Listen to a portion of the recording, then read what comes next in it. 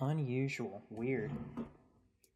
You know what else is unusual and weird? What's that? That's a terrible segue. Well, it's not my job to segue into this bit because I'm not the one hosting the episode. You know what else is unusual and weird? It's What Gabbing is that? Ghouls. It's the segment at the beginning of the Casual Obsession Horror Movie Podcast, the horror movie podcast where they talk about horror movies, where instead they gab ghouls, which are other movies that they watch that were not directly podcast related. Yeah, this is true. That sounds cool. Let's do that. Such as this week, or rather yesterday, last night as it were, I watched The Blues Brothers. Oh my god, that's on our watch list. It's literally the DVD's sitting on the table. sitting on the table. It's a great fucking movie. Tell you what, it holds the hell up. I love it. I think it's like a super dad-core movie for Nina. Absolutely. And it's a dad-core movie for me, too. 100%. So yeah. it's... I have only that's seen... not on the Tim list. I have a running list on Letterboxd of Tim movies. Yeah, we've got I should make a Carlos adding to that list. for sure. I think he'll take offense, but I'm gonna do it anyway. It's a good list to have, I think. In any case, Blues Brothers holds up. After that, we made it into a triple feature, actually. After that, we watched the movie 9, the animated, like, ragdoll robot thing. Yeah. yeah. Perfectly passable, you know. I didn't not like it. Nothing about it has really stuck very hard in my memory, but, like, you know. That's what I kind of felt the same way. My little sister sent me a list of, if you liked Coraline, you'll like these, because Coraline is a formative movie for her, and that's my fault. Sure. And it was like 9 and Paranorman and etc. And I was like, I like the other Laika horror movies. I'm not like the biggest fan of 9, but I think it's solid. I think if you want it, you should watch it. The conceptual setup to it is literally just I have no mouth and I must scream. But there's a reason that I Have No Mouth and I Must Scream is a short story / a video game, is because that's where it functions best. And if you try to add too much lore to it, it starts being... Yeah. I'm not even going to get into it. It's crazy cool. Two different movies in 2009 were released called 9. Oh, I feel so bad for them. One of them is allegedly Shane bad. Acker directed one. And then there's in any Rob case, Marshall, we've already which talked doesn't about seem it. good. We've already talked about it for longer than I intended to. It's like, you know, nothing against it or anything. Not really for me. I don't know. After that, we watched The Road to El Dorado, which is for me. Let's go. I love that We were movie. having a great night. So, I mean, obviously, I don't even have to say anything else about that. That's a movie that speaks for itself. Love it forever. But also, within this particular ghoul period, if you're in the Discord, you already know this, but I watched Godzilla -1. Holy shit, Yeah. holy shit. It's so... Oh, man. I tell you. Noah's seen it like that 3 movie. times. Oh my God. I've seen it twice. I can see why. I want to watch the black and white version. Holy The black shit. and white version is a lot of fun. It was a novelty watch. Right. I think the color version is still like better because there's a lot of fun colors, like Godzilla charging up. But Godzilla charging up and blowing out the like color grading on the screen is really good too. That just feels right, honestly. I love everything about the way that movie went, though. It's just really fucking good. Holy lot shit. of the I cried in the designs- theaters at the I end. cried It was too. really, really I good. cried I'm like twice thinking over the about course of stuff. the movie. Like, oh my God. Remembering the one character, the like plane technician character. Yeah. Oh fuck. Yeah. Oh my God. His arc going from like where he was in the beginning to, because I don't want to spoil it because it is still a Of very course, new yeah, movie. it's still pretty new. We don't want to spoil it for any of our It's listeners who haven't less than a seen it, year but, old, like, and yeah. it just hit Netflix a few months ago. Please watch it. Go watch But it. there's Oh my the God. arc of the plane tech is actually heartbreaking. Yeah. When it kicks in later, it's just like Literally. Oh fuck. it, Well, it and the made way me that it really goes happy. right along with the arc that basically the main character sees in the treatment he receives from every other character in the movie. Again, trying not to say too much, but you know what I'm saying. Yeah. Oh my God. Exactly. Oh It's my God. so good. And that's not even to get into like the different mythology that they build around Godzilla himself in this one. Yeah. And the deep sea fish thing is incredible. I love It's a fun seeing that. detail. It's so fun. I loved the different charging up this time and the like the ways that they tried to defeat him. Yeah. Everything about it, 10 out of 10. Also, their design for Godzilla himself is so cute. Solid. I want It's a to good squish Godzilla. his little cheeks. I love early movie Godzilla, and in water Godzilla moves so well, but on land Godzilla in the later movie is so clearly unhappy to be there. And he's just like stiff suit man walking around. He's like, I'm fucking pissed. I love him so much. Anyway, love that movie so Yeah, much. great shit. -1. Great time. Yeah. Great time. Everything else that I've watched recently, though, has been pretty directly podcast related, so that's the last of my ghouls. All right. What about you, I Nina? have one ghoul. The other night, I got pretty high, and I said to Noah, Me too. we should watch a movie. Whoa, crazy! And then I opened up Max, I think, or Hulu or something. It was Max. And it was like The Watchers, by M. Night Shyamalan's daughter that wasn't in Trap. I need to remember her name. Ishana. Yeah, Ishana Shyamalan. Yeah. It's on Max, and I'm like, I wanted to see that in theaters. And we chose not to because we heard it was really bad. I have heard that it's not good. It is. It's not good in that very special, and I'm sorry to Shauna because I can see how she's going to potentially have her own voice. Sure. But the ways that this movie is bad are two very distinct flavors. One, M. Night Shyamalan at his worst. Oof. And No, two, it's clear that she's channeling her dad really hard in and some two spots. is the very, very clear Nepo Baby's first film, Yeah. where she's trying so hard to have something artistic and interesting that she's doing, but that comes in the form of nonsensically artistic shots injected into an otherwise completely boilerplate, boring ass movie. So the plot itself and the acting itself and the exposition are all like textbook, boring, delivered face value. And then every once in a while there's a weirdly artistic shot of like the forest reflected in the main character's eye, and I'm like, this is just not working. Every the now art and direction- then you will criticize something and I will feel as though I'm getting a glimpse into an alternate reality where I made a movie and you're talking about it. Oh, no. I don't get know that. any better way to describe, like, I don't know, just sometimes you say things like, I don't know, it's just like really stupid, like plot delivery and everything, but just with these like unnecessarily artistic camera shots and stuff. And I'm like, There's oh, this fuck, moment I where would this do that, guy wouldn't thinks, I? I'm so Dario right now, and you can tell. No, my thing about Watchers is that it's the kind of story I would want told and want to make, and it feels But just like not a lot like of that. it feels like the first draft. It feels like it needs more work and more tightening up and more reeling in, because Yeah. a lot of the ideas are really fun, but they feel like they're the first cool idea she had, and then she didn't really expand on or elaborate on them at all. And it just does not feel like the film was a cohesive vision.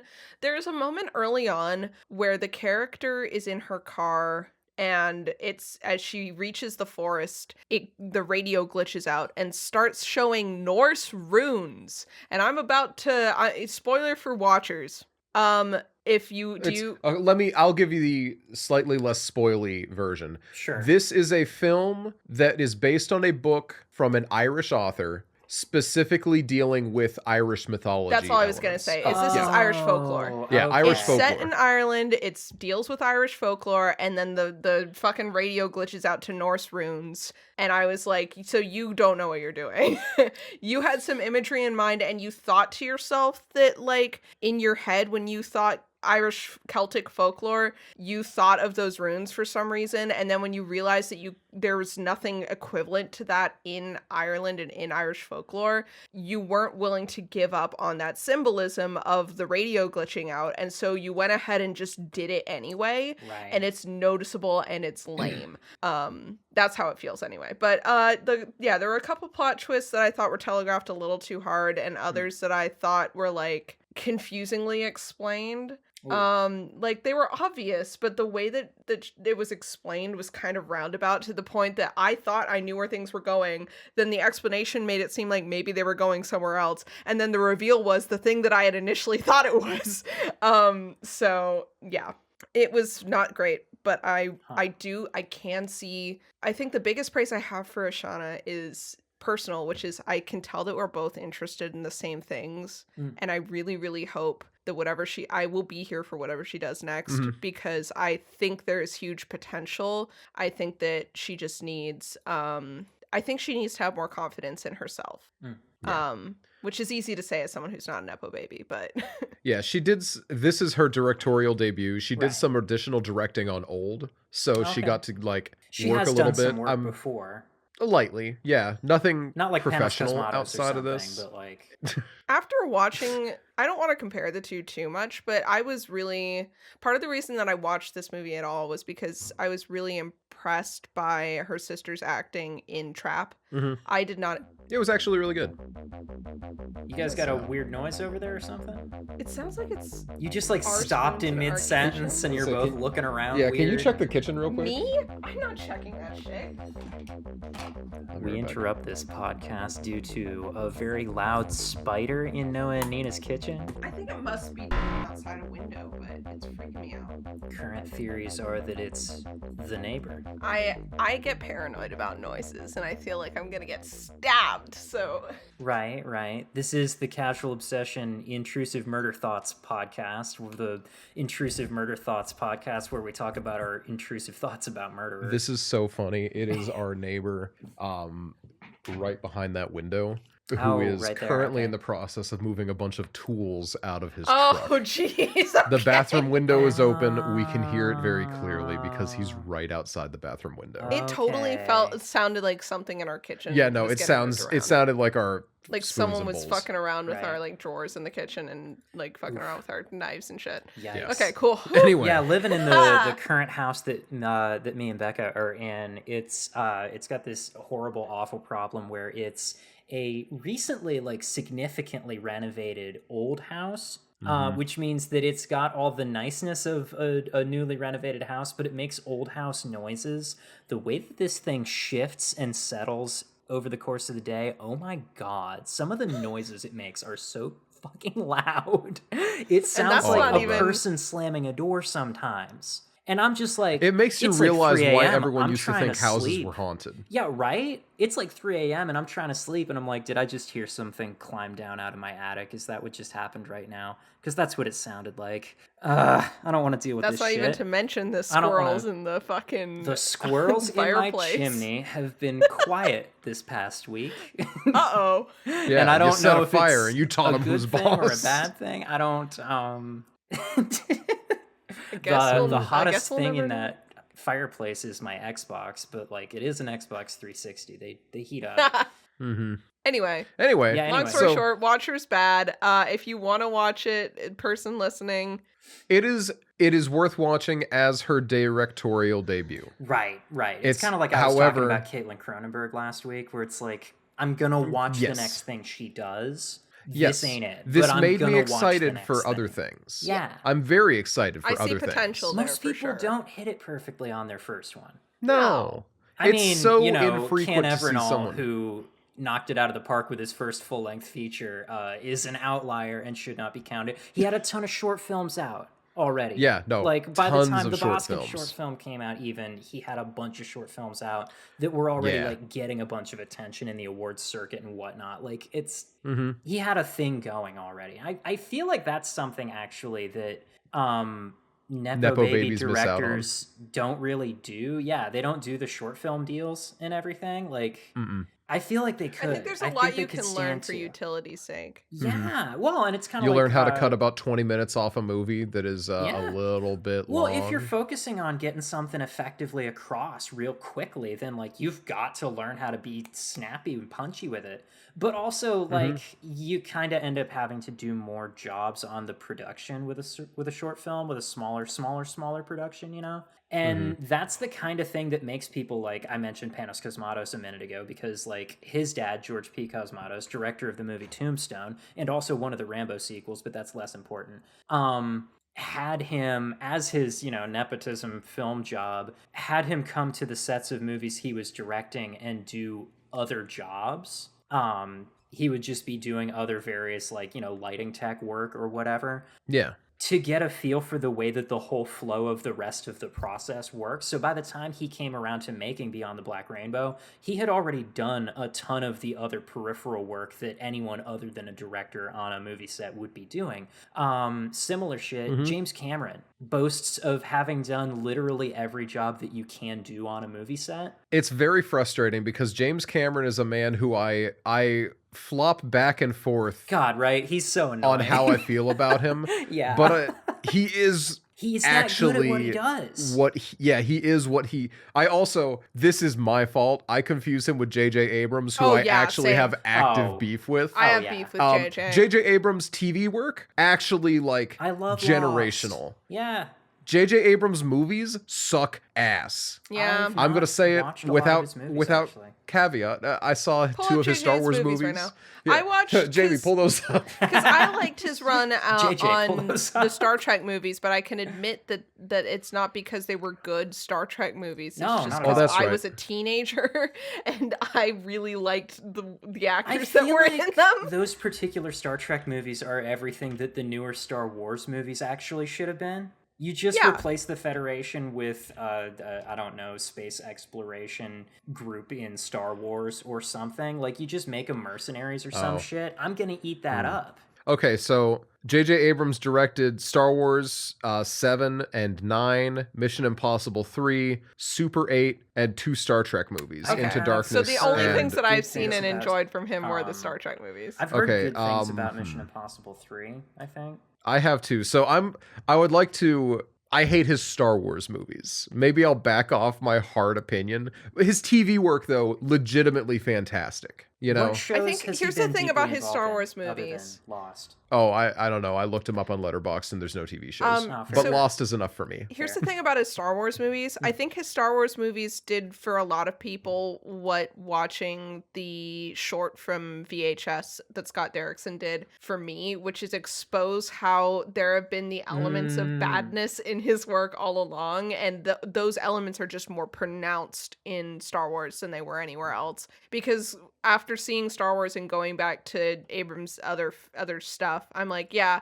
Or in hearing him talk about shit in his mystery box philosophy, it's like pretty clear. Oh, he says that it's very similar to how I feel about Stephen Moffat. He says that you Okay. give the audience a box and they don't know what's in it, and then you kind of just never tell them what's in the box, and then if you open that box you have to give them a new box is kind of the idea, which you can see like in there Lost. always has to be something that they don't know, right? Because every time you got the answer to any question in Lost, they would make sure that you were asking 2 new questions. Yep. Exactly. You can see it in Lost, and you can absolutely see it in his Star Wars run as well. Oh, speaking of, me and Becca are in the final season of Lost now. I am so excited. Holy shit. That's an absolute I'm so aside happy. to the conversation we're actually having, though. Right. Ghouls. Anyway, all I had was Watchers. I've been thinking about watching Trap again, but there's no way to do that right now, so I Sad. haven't. But I want to, which may make me a hypocrite because it's got a lot of the same issues that Watchers had, Nah. but it also has Josh Hartnett, so And Trap is that's really fun. all it takes, apparently. that is all it takes. I want to talk about my ghouls, though. We're almost 20 minutes into this episode, and I haven't gotten to talk yet. That's Outside true. of This some is talking true. that You I have did. not spoken at all for a record Fans are 20 saying, minutes of the Noah, podcast where's at the your front end." talking? Fans, And then everyone is saying this. My phone is everyone blowing is up saying right now. it's true. So I wrote this down. Have a sec. I've watched, including 3 shorts that I watched today, which were less than 10 minutes in length each. I've watched 16 movies, including the podcast film. So we'll say 12, not counting the shorts and the podcast one. But I'm being the bigger man today and not just listing everything off. I've decided to cease the escalation of the nuclear war Emma and I are in, of which one of us can talk about more movies in a week. I feel like now it's just going to develop into a different escalation where it's more like, who can only watch one movie this week but talk for so long about it? That's me. I'm winning that one easily. Anita Yeah, is actually. winning that one. There's actually nothing to be done about that, but that's okay. Oh my god! I every now and then, Adobe Audition stops tracking properly, so I can't continue to see I can't continue to see it as it goes, so I can't see it when I'm peaking anymore without actually checking. It's just annoying. It doesn't actually matter. That's a problem that I'll I leave this and I'll can't watch it there relate to instead. because I'm still using Audacity. An old version of Audacity that's actually not even current. I saw the updated version recently. Totally different. Oh shit! I need to Threw me update off in my a big way. version. Uh-oh. Yeah. I gotta update. Anyway. I guess. Anyway, I watched some horror movies this week, and we're going to talk about that. Have you heard of 2021 We Need to Do Something? Oh, I have seen that around. I've not watched it. Mm-hmm. So I believe I watched this in the same spirit of Emma sat down and opened up Hulu and watched the first horror movie that was on Hulu. Right, it's I very think much that was why I just watched this some too. movie that's on Hulu in my mind. Yep. Yeah, it's got a cool poster. And it does have a cool poster, which is exactly why I picked it. And I'm not going to lie to you, it's actually okay. All right. It is a single location, and that location is a luxury-sized bathroom, and that's it. There's like a tornado, the family gets locked in the bathroom. Turns out maybe it's more than a tornado. Ooh. But I gave it a 3 out of 5. Tornado? They think it's a haunted tornado and not something else. Sharknado? All right, My Jamie, next do a hard guess- edit right here. My next to guess my next was movie. Ghost Sharknado. Ghost Shark. Go Sharknado! Glass Sharknado! Tornado full of ghost sharks. I just jumped up from my chair and did a full lap of the room doing the mean face, turning beet red. Yeah, this is what happens Because when you a tornado guessed what it blows is. through a shark cemetery. Anyway, it's pretty solid. Now, the movie that auto-played immediately after is 2018's Along Came the Devil. That's not good. That doesn't It's sound actually like it would be really as good. It's comedically bad, actually. Let me tell you, what is it that we all love about exorcism movies? It's Catholicism, I'm pretty sure. Yes! That's all of it! That's all we like about exorcism movies is fucking Catholicism! This is not a bit! This is all I could think during the entire time I was watching this fucking movie! I thought that was... It's just Catholicism! I said that because I thought it was the wrong thing to say. No! That's the whole thing!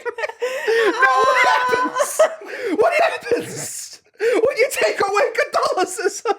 It's It an sucks? exorcism movie without Catholicism? This is what I've been With begging for years, but it's not good. Evangelicals! But it's... It's with evangelicals instead! That sounds like 6. Oh my so god. bad. Or 3. 3 No. was what it was. No, it's not like that, because that wasn't an exorcism movie. What, that was so, a, like- you know what's really scary is people with mental illness. Oh my No, God. this is an honest-to-God exorcism movie, and the people are like, at best, Just ordinary, Presbyterian. like, Assembly of God Christians? Like... Yeah! Like, So they don't have, like, a solid idea of how an exorcism ought to play out or anything? They don't have scripted prayers or anything? They're just, like... Maybe they heard someone say the power of Christ compels they you want. do have scripted prayers! They're reading out of the fucking Catholic playbook, but they're not Catholic! What?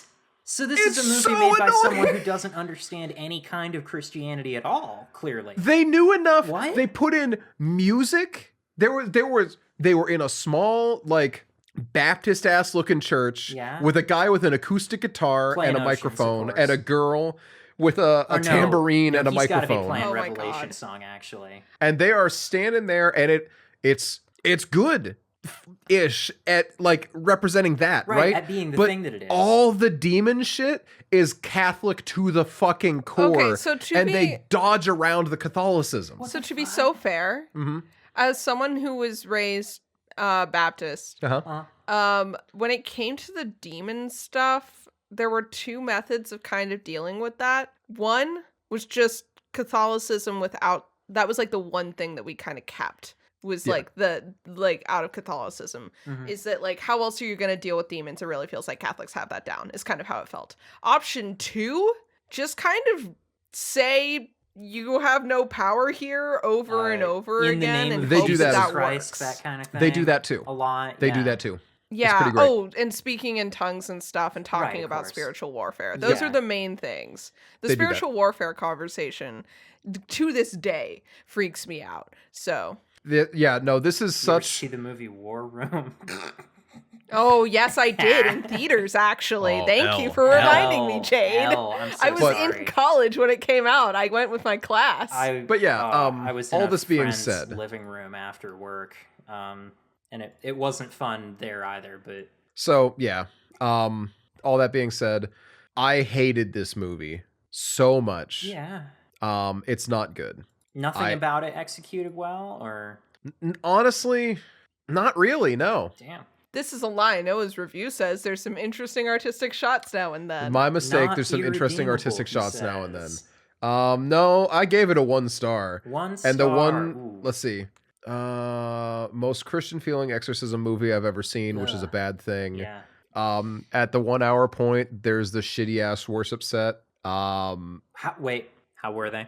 Shitty. How was the team? Were they doing good? Was the set okay? I told you Like, it was a guy with an acoustic guitar and a girl with a tambourine. Did you recognize the songs? No, I actually didn't. I was wondering. I don't know. It's just a really weird thing to have a movie based around the type of Christians who are like demons or just like problematic things. Yeah, who and don't they're really like consider it symbolism to be a thing things, that happens but typically. exactly, and demons don't exist and act like that not anymore in the except when real you need them world. to, but people don't get possessed like that anymore except when you need them to, kind of thing. Right, yeah. This is a movie about the failing of like the head pastor of the church trying to do an exorcism in the past. It's Oh. weird. Is Sydney Sweeney in this, Noah? Yeah, she's in it. Oh my god. Yeah, she's the possessed girl. By the way, the pastor has a basement full of possessed people. That seems like stuff that I could feel be like cool that's plot normal. points. It's so close to being interesting, but it's really ass. Huh. Let's see. I rewatched Children of the Corn. Oh, the original. I had fun with Children of the Corn. Yeah? I still think Children of the Corn is fine. Okay. It is not great. I've never read the story. I've seen a lot of people who have read the story who say this movie and every adaptation of Children of the Corn has done nothing to like actually conjure the energy of the story. This is what And I've I heard think about that's fair. Pet Cemetery as well, is that it seems to just be unadaptable. I think the issue is that like with much of King's work, a lot of it happens in the head, you know, so it doesn't translate to film well. There's a lot of internal, and you know, sometimes it just doesn't work out. Where it's like that's just a story that you can't tell as a movie. Exactly, you're in the mind of the dog the whole time, and then in the movie it's just it's a scary dog. Yeah, but you know that's okay. Here we are. It happens. I also watched Bloody Muscle Bodybuilder in Hell, which was a trip. Yeah. I had a very good time with it. It was also, I watched it in the Joe Bob Night Marathon. Oh, yeah. Slumber Party Massacre, Bloody Muscle Bodybuilder in Hell, Children of the Corn, and like 3 other movies. Nice. I tapped out before they actually got into everything. I watched Slumber Party Massacre live. And then it was When Evil Lurks was next, and I'm like, you know what? I don't want to stay up till 2 a.m. watching When Evil Lurks. You know, good as it is, not my thing. Yeah, I like it, but not till 2 a.m. Which is funny because that's the only episode not still on Shudder. Which is weird because they still have the rights to the movie. It's still streaming there. They just don't have that episode for whatever reason. But that's okay. I don't know. I like Joe Bob's like framing around this stuff a lot, especially for movies that like it's fun to see him showcase movies that are lesser known, and especially for Slumber Party Massacre, where it's in recent years been reclaimed as a feminist movie. And he was like, listen, you guys can believe that all you want. All I'm saying is when this movie came out, that was not what people were saying. This is not the case. It's a Roger Corman movie through and through. You can reclaim it now, but it was not reclaimed then. Well, I mean, yeah, that's kind what of reclaiming means. Well, it wasn't the intent then, is what he was meaning, right? Well, it wasn't Roger Corman's intent, but he wasn't the director. He had a bunch of as a producer, as a guy paying for the movie to be made, had a bunch of things he required of it, and those things were most certainly not feminist things. But the director had a thing that she wanted to do, and the writer, and I think they did a pretty interesting job with what they were given as a prompt. I think it's great. They did good, and I think the second movie is where it really pops off. I really need to watch the second. I'm excited. It's got the Driller Killer. Well, I mean, with electric guitar. Yeah, the fact that it's the guitar guy. Yeah. And that particular guy is like the heir to Little Caesars, the pizza that's great. chain. I love that. For some reason, that's who that guy is. He's cool. Yeah. I love him. You know, had a good time with that shit. Let's see. I watched a few other things, just like touching on real quick. The new Netflix action thriller Rebel Ridge, definitely recommend checking out. Oh yeah, Actually kind of fun. cool. I watched Klute, Klute, which is an old detective movie from the 70s Ooh. with Donald Sutherland, which is one of the reasons I wanted to watch it. Oh, okay. Very good. Definitely recommend. I watched The Tunnel though, and The Tunnel Ooh. from 2011, which Uh-huh. is a like documentary style. I didn't care for it. Mm-hmm. I have heard some people really like it. Right. It peaks at 3 stars, and there's some higher and there's some lower. I unfortunately am in the lower camp. I don't know. I think that the first half really worked for me, and then the second half didn't work as much. I think it just falls apart a little bit the longer it goes on. But I think that's the issue with found footage movies that are thrown together in this specific way. Sometimes they really work, and sometimes they don't. For me, it didn't. But I don't know. I like found footage of this style. I want that to continue because I think it's fun to add that air of story to a found footage film intentionally. Yeah. You know, when you add a story to that by making it into an actual real produced documentary where people are being interviewed, I think that's cool. Yeah, it's something that I kind of wish that a lot of I mean, we talk about this every time we cover a Hell House movie, that I wish they would lean on harder. And Right, that I where think it's- they did really well with like the most recent one and stuff. Yeah. Oh, I agree. I definitely agree. But the last 2 movies I want to cover are 2 movies that I watched in spite of my initial misgivings. Mhm. One is the Mads Mikkelsen movie from 2009, Valhalla Rising. Oh, And the other is Shot Caller from 2017. okay. Both of these I looked at and I'm like, these have got to be kind of white supremacy movies. Surely. The movie's called Valhalla Rising. And Valhalla Rising, I don't think is.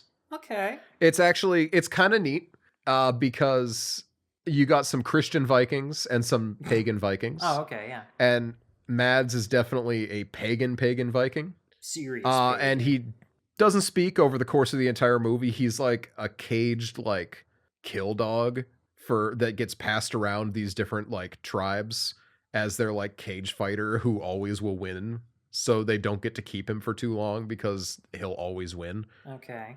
Yeah. And then he ends up getting shipped off to the New World.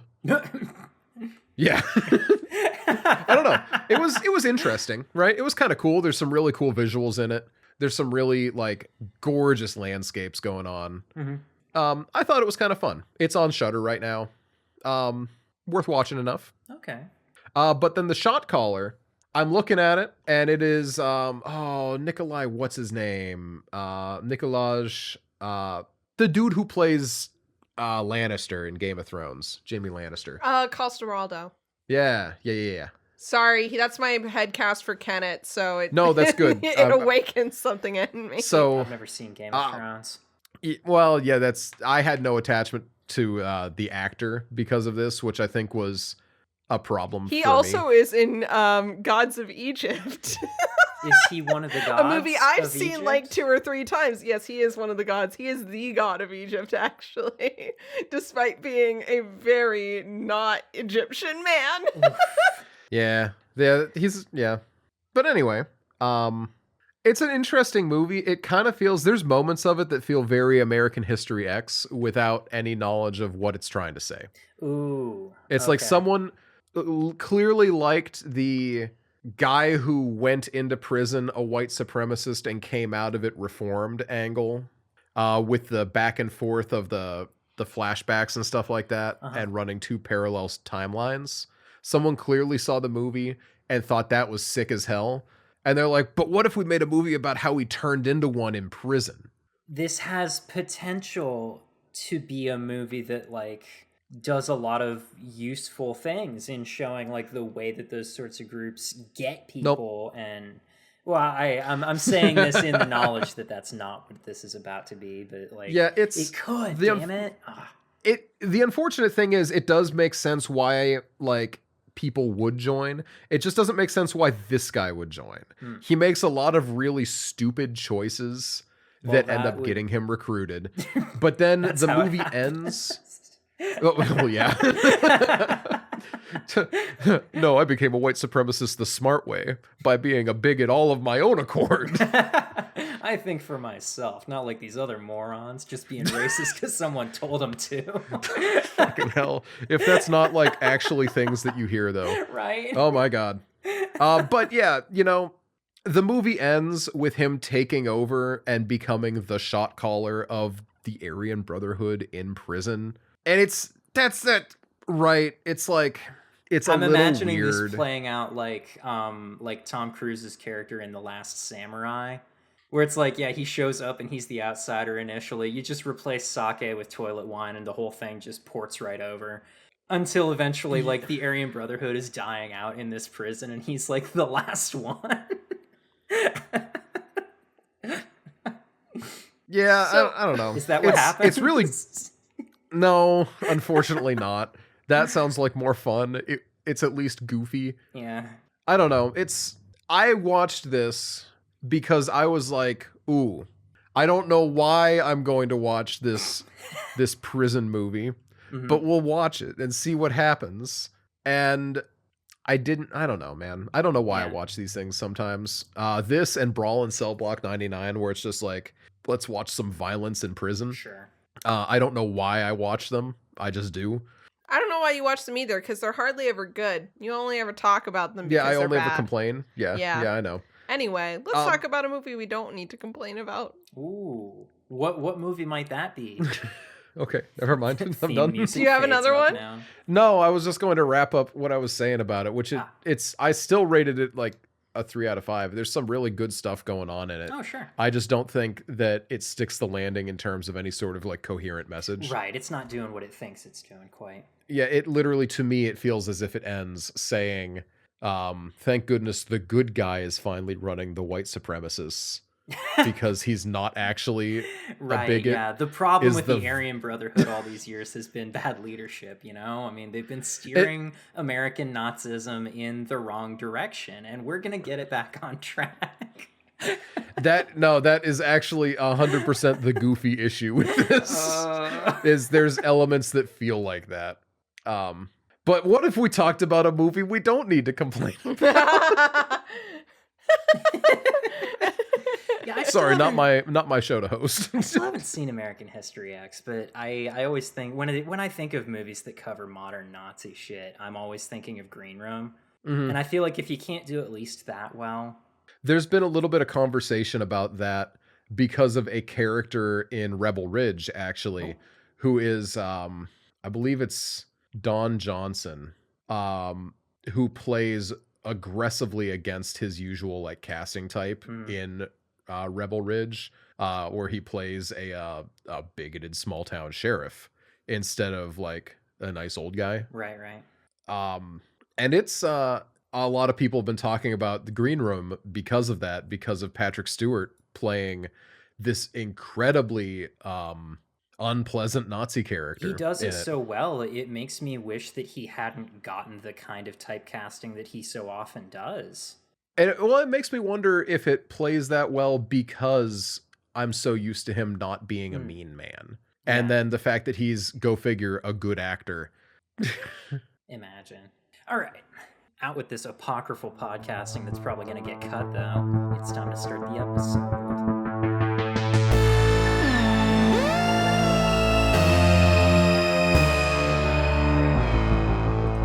Baskin pulled up. Baskin.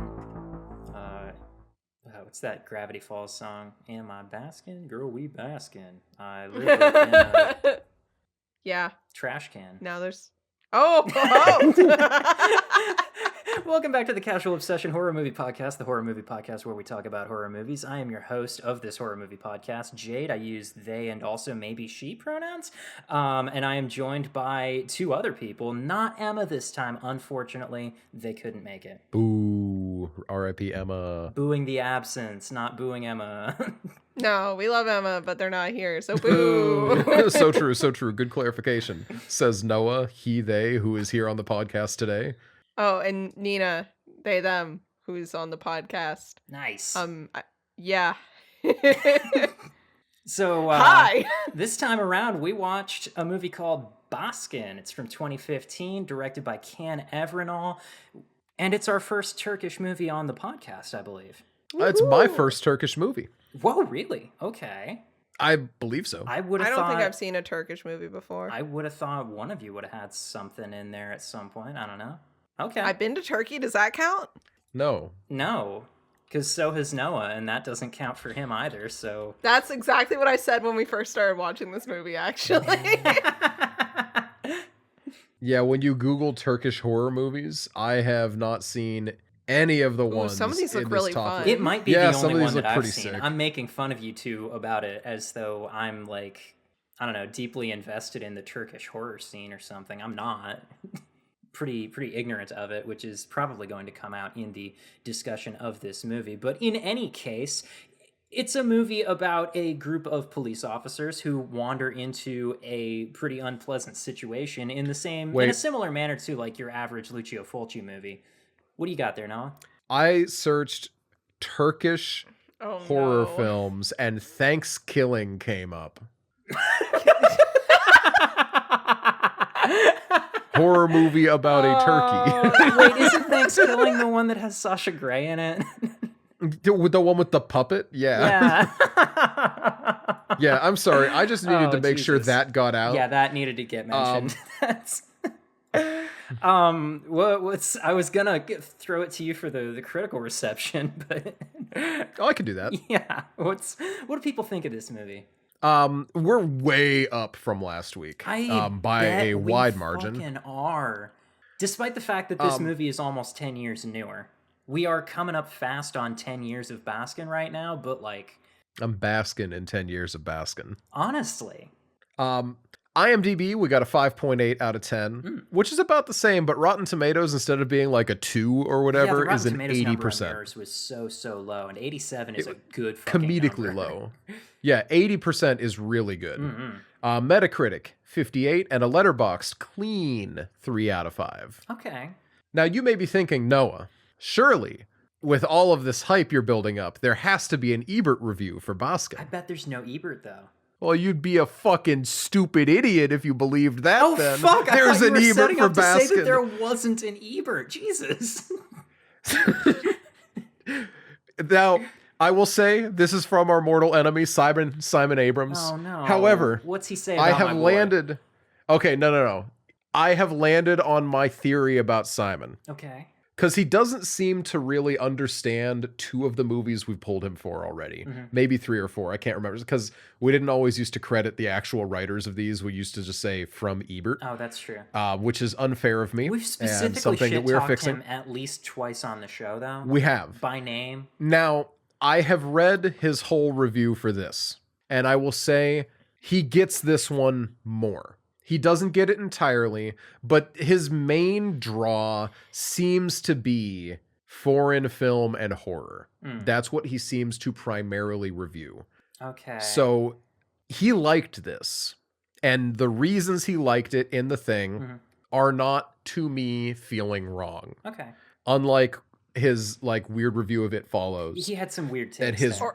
and his weird takes on the Devil's Candy. Right. He does not seem to be out of pocket in this one. I'm reading his opening paragraph. As always, linked below, you can read the entire thing. Simon Abrams for Roger Ebert, 3 stars out of 4. Do you remember the Twilight Zone episode where Richard Conte had a dream within a dream within a dream? You know the one. He wakes up thinking his life is a series of randomly juxtaposed dreams and tries to wake himself up by jumping out a window. Imagine that story would look like it was filmed through the lens of a Dario Argento's nightmare thrillers and Rob Zombie's Ghost Train freakouts. Turkish horror thriller Baskin is the kind of blood-soaked entertainment, a lucid dream film that actively resists the logic/psychoanalytical structure of puzzle movies like Inception. The breakout feature debut of director Can Evernall, Baskin is a perfectly imbalanced mix of chilly atmosphere, heavy-handed symbolism, and familiar horror movie tropes.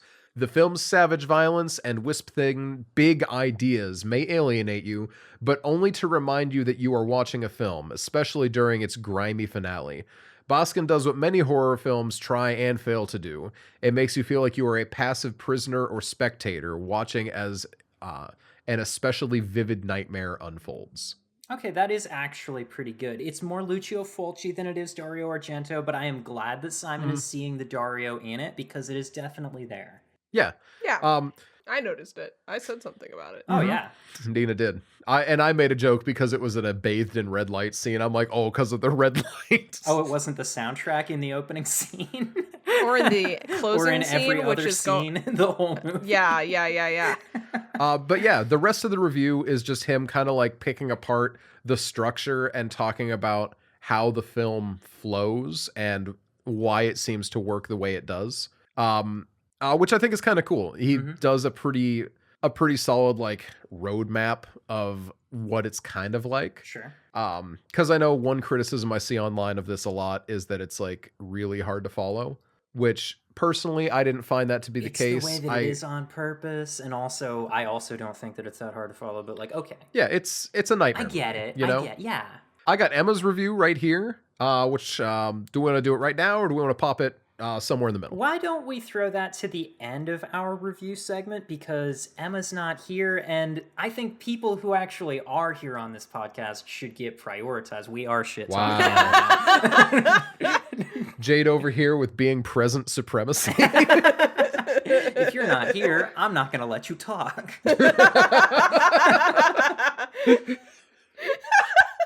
Okay, cool. I liked it. I'm actually Yeah. going to use my host privilege to go first here. Oh, okay. Because My bad. I've actually I haven't talked about it a lot or anything, but like I'm gonna bleep out your opinions that you've already voiced. Don't worry. I'm gonna make sure nobody has an opinion about this movie until me. I'm gonna censor the critical reception segment just so that mine is the first opinion. You might not have noticed it the first time, but if you go back and listen now, nothing. It's cut.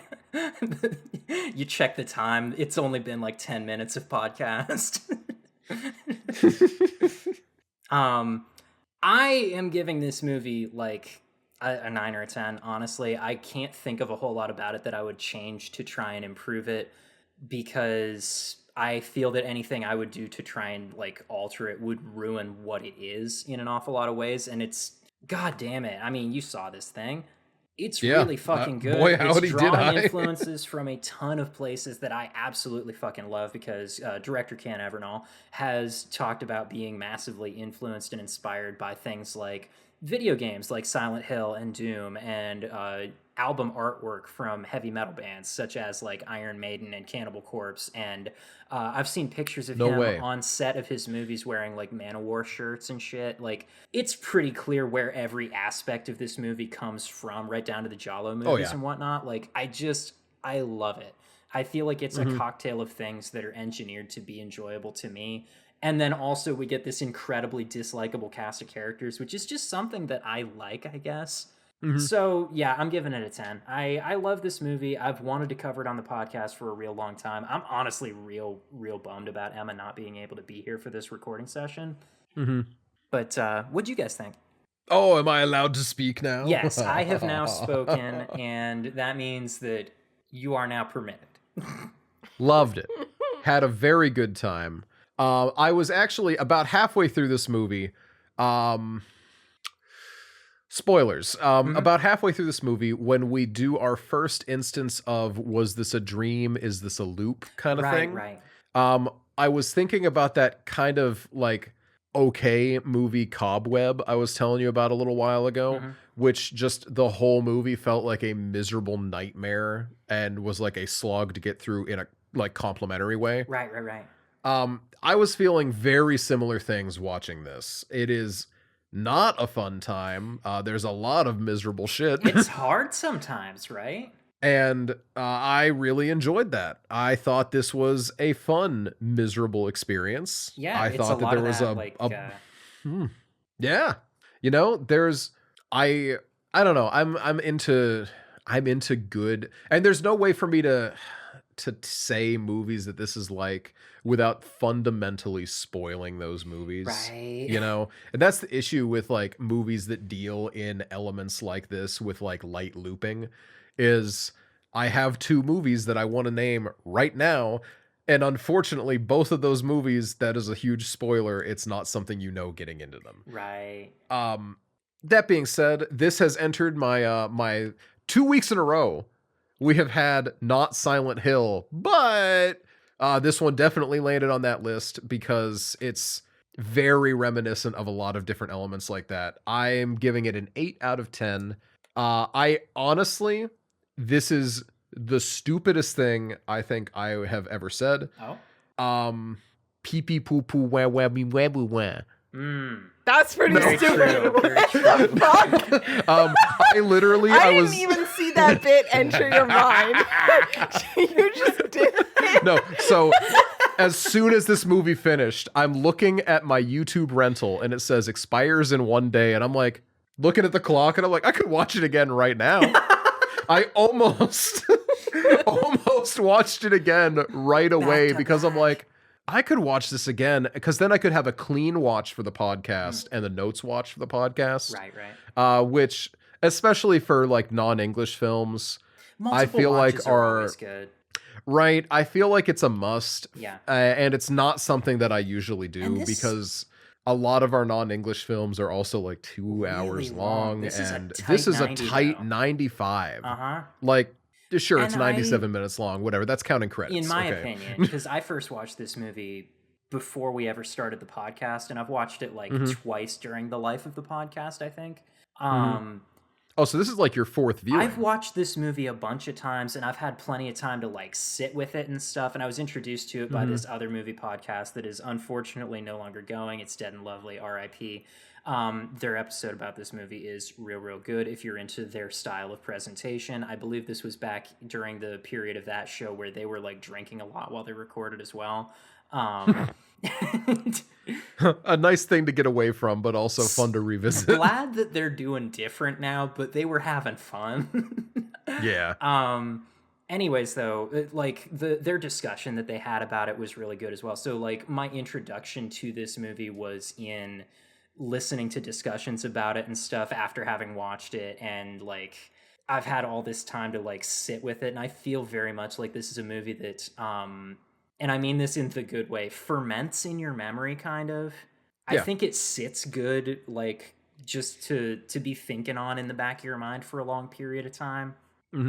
No, I agree, because even that's, I watched 3 more of Can's short films today. The Baskin short, The Chest, and For My Mother and Father. I have not seen The Chest, but I did watch the other 2. Yeah, and it's really clear to me that this guy has his vision dialed in. The Chest was one of his earliest short films. It's like 6 minutes long, 5 minutes long, something like that, and it's just short. It's wildly gory, graphic. It's a shock thing, Oh, a lot like the Baskin short film then, because that's very much the way it comes across. But that one had more atmosphere and everything dialed in. This was a little bit more raw, but it's very clear that this guy's had an eye for wanting to embrace practical effects and wanting to embrace music as a core part of his design. Yeah. And I think that's really, really good, because visual presentation is so good. Yes. Because there's a lot of issues that I'll forgive in a short film, and there's a lot of issues that I won't forgive in a short film. And like For My Mother and Father, I will forgive the blown out camera light from outside the house, where it just looks like there's a white void, because firstly, there was. This was all shot on a set. It's not shot in a house. Yeah, I watched a little behind the scenes by accident of them building the set. But that is also an issue that amateur filmmakers have. The Jades in the audience will remember when we sat in the basement and watched that Christian movie Flywheel years ago. Flywheel. And every time they walk in from outside, they open the door and an angelic amount of light flows in, and that's because they didn't light balance their cameras properly. Flashbanged every time they open the exactly. door. Yeah. Also, important note, we were in a basement because it was summer and we didn't have air conditioning. It was cold down there. Yeah. I have an important note. Yeah. I haven't given my rating yet. I would like to do that. We're getting there. I'm about to wrap. I promise. Okay. So that could be seen as a flaw of that short, but what you can't have is the fact that, because I'm not willing to forgive bad mic issues. Sure. If your stuff sounds like shit and you don't cover that with a little bit of music to help hide that, what are you doing? Especially in the modern era where it's much, much easier to edit this shit. It's so easy. And it's so cool to see that Can has had from the get-go a very clear idea of what he wants his shit to be. Mhm. And I appreciate that. 8 out of 10. Nice. Nina? Yeah, hi. Sorry. Yeah, I really liked it a lot. I can name two things that this movie reminds me of without spoiling them. Yeah. The first is Frankenstein's Army, a movie that I watched with Noah that I don't think was good, but I do think was fun in the kind of visual effects kind of gore fest department. Yeah. It had a lot of really fun. I know I talked about it when I gabbed it, but it had a lot of really fun like visual design elements and a lot of fun props and shit. And a lot of the emphasis of the movie was getting a group of outsiders into this fucked up haunted house situation so they could walk through and we could see all the shit. And that's what a lot of this movie reminded me of in a very good way, where I was like, I know enough about these characters to react alongside them, but I don't need or want to know more. Yeah. And the other thing that it reminded me of is Noah's D&D character in the game that we play. Because one of my favorite things about one of my one of my favorite reveals is this is not the first time you've done this reveal. And we get that at the very end of this movie, basically, where it's like, oh, if we look back at the rest of the movie, it's very clear this is not There's we're a not with lot them of on their first indications loop. early on, yeah. And that's something. Noah's D&D character is someone who has been forcefully reincarnated. He doesn't get to decide when his loop ends. It is ended by a secondary entity, and he had a reveal midway through the game that this is not his first time in the scenario that we're running. And while Noah knew that was coming, there are certain things that certain characters who will recognize him that he has not met in character. And I have a really good time playing that out and doing that reveal. So watching something like this, I got to feel that feeling. And I'm like, ooh, ooh, this is not the first time you've done this. Nice. I love that kind of thing. It's the same kind of thing that drew me into like I know it's not that similar, but like Pontypool is the Endless, more fitting. Right. I really enjoy kind of this high concept cosmic shit where it's not the typical culturally well-known stuff. It can be based in religions that we understand. The Endless was like that too, where it's like you can see the like evangelical new age hippie shit built into the structure of the cult in the Endless. But the actual mechanics of the story and of the haunting are very like interesting and abstract. And I think this movie does a very similar thing where it's like, oh, we have this like religious ground for it, but then when we get into the idea of looping and this isn't the first time you've done this and you're doomed to repeat this until you get something right, but you don't know what the right thing to do is very, very fun and very unique, and I liked it a lot. I also loved a lot of how far the gore went. I know that recently I've bitched a lot about how films have chickened out with their gore, specifically the Haunt movies that we watched. I was super disappointed with. And it was really nice to see some genuinely kind of gross stuff. It was nothing that icked me out or made me go like, I can't watch this. Right. But it's like, it's going hard, and I like that a lot. So yeah, more or less, really enjoyed it. I don't think it's perfect. I think it's really camp, honestly, in a very interesting way. Mostly in just how, very similar to how I feel about Hellraiser, where a lot of stuff is very like over the top and melodramatic, but in a way that's like very self-indulgent. Right. And I always enjoy it when a movie does that. Yeah, there's a handful of moments where you're like, I don't know how well this works necessarily, but like it's cool enough. I'm gonna let it go. It is very Hellraiser adjacent in those moments for me, where it's like, if I can like fuck with Pinhead being like, we have such sights to show you, I can fuck with the father in this movie going like, hell is not a place, hell is what you carry with you. I'm like, that's very, very Pinhead to me, and I loved and this it a dude's lot. got the voice too. He does. I love his voice. His whole presence is just, we'll get to it. Right. Anyway, so I wouldn't say it's perfect. I'd say I really enjoyed it. I'd probably give it an 8. Cool. Nice. I'm considering this a success so far, at least. We haven't heard Emma's review yet. All right. before we get into the everything else. Full disclosure. Emma did not Emma like this did not movie. like this movie. All right. We've disagreed Here's before. Unedited Emma's rating. words. Here we go. The first half of this movie is a slow build where you're being introduced to the various characters and their group dynamic. Although a lot of characters are a bit unlikable, the group dynamic feels real and is set up well to the point where you feel like you know them. Hugely agree with that. That's I've very never true. seen a movie open with a more, I've worked with these guys kind of group of people in my They life. seem so much like a group of dudes who have just worked together for a while. Yeah, they're so convincing. Back to Emma, though. Yep. But then the entire fucking movie dissolves into a pointless mess in the second half where you realize the movie doesn't care about any of them or their decision-making ability at all. They constantly make dumb decisions not because they make any sense, but because you know the writer wants them to go to X place so Y thing can happen. Then as things progress, you realize, oh, this movie isn't actually exploring a narrative. They just had a long set piece in mind at the end of the film they really wanted to make, and then they made a movie to force some characters into that set piece, and they didn't actually care about the narrative at all. I was enjoying the movie for the first half and looked forward to see where it would build to, and then they just threw everything at the wall, or everything they had built up, away, and I got more and more angry at where it went. There's probably some cultural context I'm missing to understand what this movie was trying to do, but I don't have that, so 3 out of 10. Oh. I would like to say something right off the bat. There were 2 schools of thought I saw when people did not like this movie. Mm-hmm. Number 1, I really liked the first half and then the back end fell apart for me. Number 2, the first half was excruciatingly slow and boring, and the back half was not intense enough to make up for it.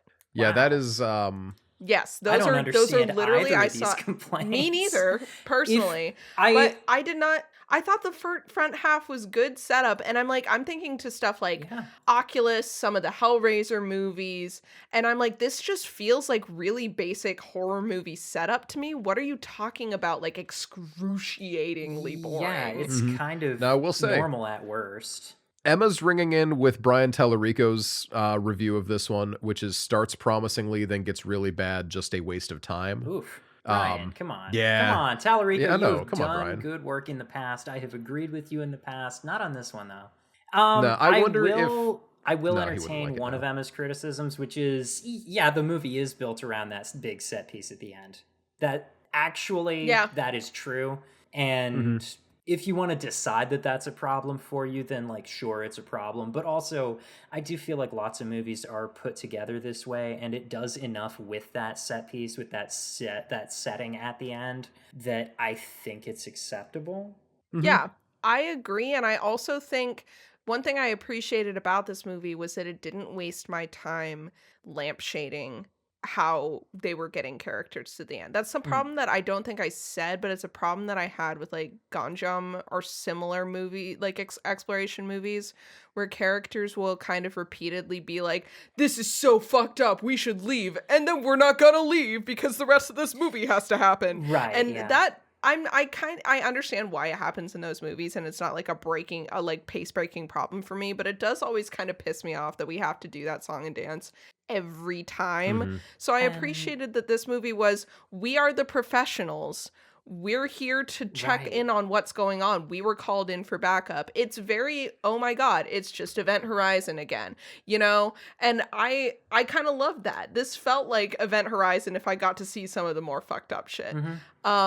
And it makes sense to me to not have too much waffling about are we going further in, because as something that we can talk about later, in kind of figuring that this is not their first loop, some of these characters move like they're going, like specifically I'm thinking of Seifi, moves like kind of in a trance. Like he's going through the motions, he's been through this once or twice before, and he is breaking down, and he's just kind of moving with the way the world needs him to move at this point.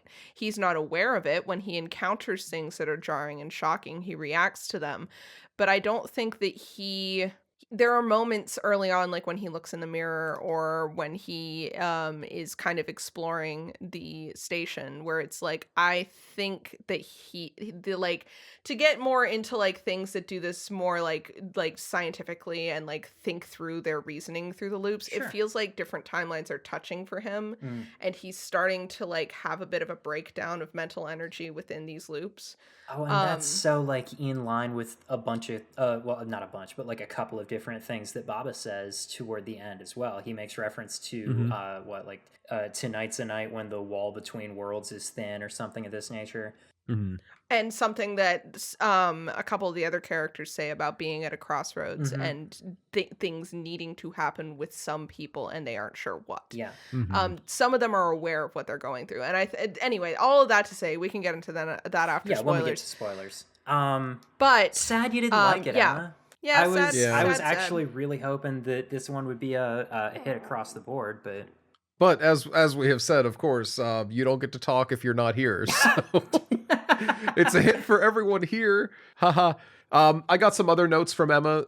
I'll read them really quick before we do the shouldn't we save Noah's them notes for later? Oh, okay. Yeah. Save them for before Noah's notes. Got it. there we go. So I'll do a prequel to Noah's notes where we flip through Emma's notes. But yeah, have a sec. Do you want me to hit you with the content warnings I wrote down, or do you want to hit with yours? Why don't we hear the ones that you have written down, and we'll see if I can think of anything that you missed. Well, we do have a little bit of transphobia right in the beginning. We've got some pretty significant transphobia and discussion of bestiality in that same conversation. Oh my god, I didn't even write that down. I'm so fucking stupid. Really? I feel like that's the more significant part than the transphobia in that particular discussion, actually. No, it definitely is. And it just like it went right over my head that's something that we would obviously. Oh my god. Well, anyway, I mean, transphobia. It's kind of like almost in the same vein as like in Devil's Rejects when we talked about that, and the way that you and I covered that these guys was kind we of were suck. both just like, yeah, this guy fucked a chicken for sure. Anyway, we got transphobia. We got bestiality discussion. There's a lot of puking in this. There's a significant amount of vomiting, yeah, actually. Blood in weird ways is what I wrote down. There's a lot of like hanging charms that are made from bones and hair that are dripping blood. Yeah, there's a lot of settings. There's that are a lot just of kind of covered with blood and shit, eggs filled with blood, stuff like that. It's gross. Yeah, there's and not in the usual gore way, which there is a lot of that too. Plenty. We got people getting cut and ripped open, and we got there's eye stuff. I know there is eye stuff. Specifically We've got mentioned some eye stuff really before. serious eye stuff in this one. Yeah, this is actually some brutal eye stuff. Yeah, this is. I got gore obviously tagged. Sexual assault is tagged. There is an actual full on-screen sequence. Extended sexual assault. Yeah, an actual on-screen rape in this one. It's difficult. I mean, that's the way that it is. Religious imagery. Religious imagery. Yeah. No Christianity frogs on here. No Christianity at all. If your your religious trigger is specifically Christian, then like you're safe here. This movie is all like Muslim and Zoroastrian. So there's that. Lots of frogs though, if that's a weird thing for you. I tagged frogs because I wasn't actually sure what the fuck was up with all the frogs. Now, to real quick, we looked this up because we're like, frogs have to mean something. And it doesn't seem to mean anything in Turkey, but it is a Muslim thing. Yeah. And what we have found that most applies to this movie, it's dream interpretation and frog symbology. Yeah. And there's a few moments in this film that specifically the main character looks to our other main saying, my parents are very into dream interpretation, and that's why I'm named this. And there's talk of dreams, there's dreams loops type of stuff. So this makes sense to me. The dream translation or the dream interpretation for frogs entering a town in a dream represents a calamity that would befall the dwellers of that town, which to me, of all the definitions that we found on myislamicdream.com, which I didn't realize that was the website I'm pulling from. There was some other stuff just about in general, but this was, I think, citing our sources. Okay. We are citing our sources. I think that this makes the most sense for the dream, for the way people react to the number of frogs, things like that. Yeah. Also, though, it's a bunch of amphibians crawling on top of each Yeah, other. I wanna It's a frorgy. I want to put something out about the frogs and about an earlier scene as well. They do a lot of really fun sound design stuff, but it could ick you out It because could. it's very squelchy. It's So squelchy. just be aware of that. There's some noises in this movie for sure. We got a large group of people who just kind of have like some fucked up shit going on. Yep. I don't have a better way to describe it than that. We got weird shit going on with eyes and teeth and all kinds of other things. Well, yeah, you blind the eyes to open the eyes of the heart kind of situation. That's literally what it is. Open the eyes of my let's- heart, Lord. Open the eyes of my heart. I want to see you. Wow. I don't want to hear that song ever again. Thanks. Neither did We used to I. sing it in Spanish Ugh. All right. to feel special about ourselves. No gracias. So I feel like that covers all of it. It's a fucked up movie. Just be aware. Yeah. Well, actually, wait. Just from a content warning perspective, I feel we should also, because I know people personally who are bothered by this kind of thing when it happens without any kind of a warning. We also have a car accident occurring on screen without a whole lot of warning. Oh yeah. And I know people in like personally in real life who are really bothered by that kind of thing just suddenly getting jumped on them. It happens in this one. I feel that it's something we should warn about when it's executed in the way that it is in this one. Yep. Other than that, there's really nothing else going on in this movie, I don't think. Yeah, there's an early thing in Emma's notes that I saw while looking through real quick that says, I don't know why Jade warned about how fucked up this movie was. Okay, listen. Now, this was very early in the film. This was before anything happened. This was Oh. just after the car accident. Oh. Jade Okay. talks so much about how fucked up this movie is and really warned us about it, but I'm now halfway through and I haven't seen one fucked up thing yet. Lots of cute frogs though, so I can't be mad. It was about to start at that point, though, so... Exactly. So you will get through about half of the movie before it actually gets bad. But then it's going. But it does get bad. So be aware when you go in that it is good and hard to watch sometimes. Sometimes. Just here and there. We also have a scary rating. We have a scary rating from Emma. Yeah. Emma's locking this in at a 3.5, Scary rating which higher than the regular is one rating. of this is one of the higher ratings that we've gotten, which I think is really cool. Yeah. I would like to put it out there. I appreciate that even though Emma clearly did not care for this movie, Gotta get scared. that Emma also recognizes that this is a scary movie. It's something. So, It's something. yeah. We're getting there. I'm sorry. One day, me and Emma will both agree about a movie being good, and it won't be The Pope's Exorcist. God, I love the Pope's I love Exorcist. The Pope's Exorcist. All right, so are we ready to get into the spoiler synopsis and whatnot?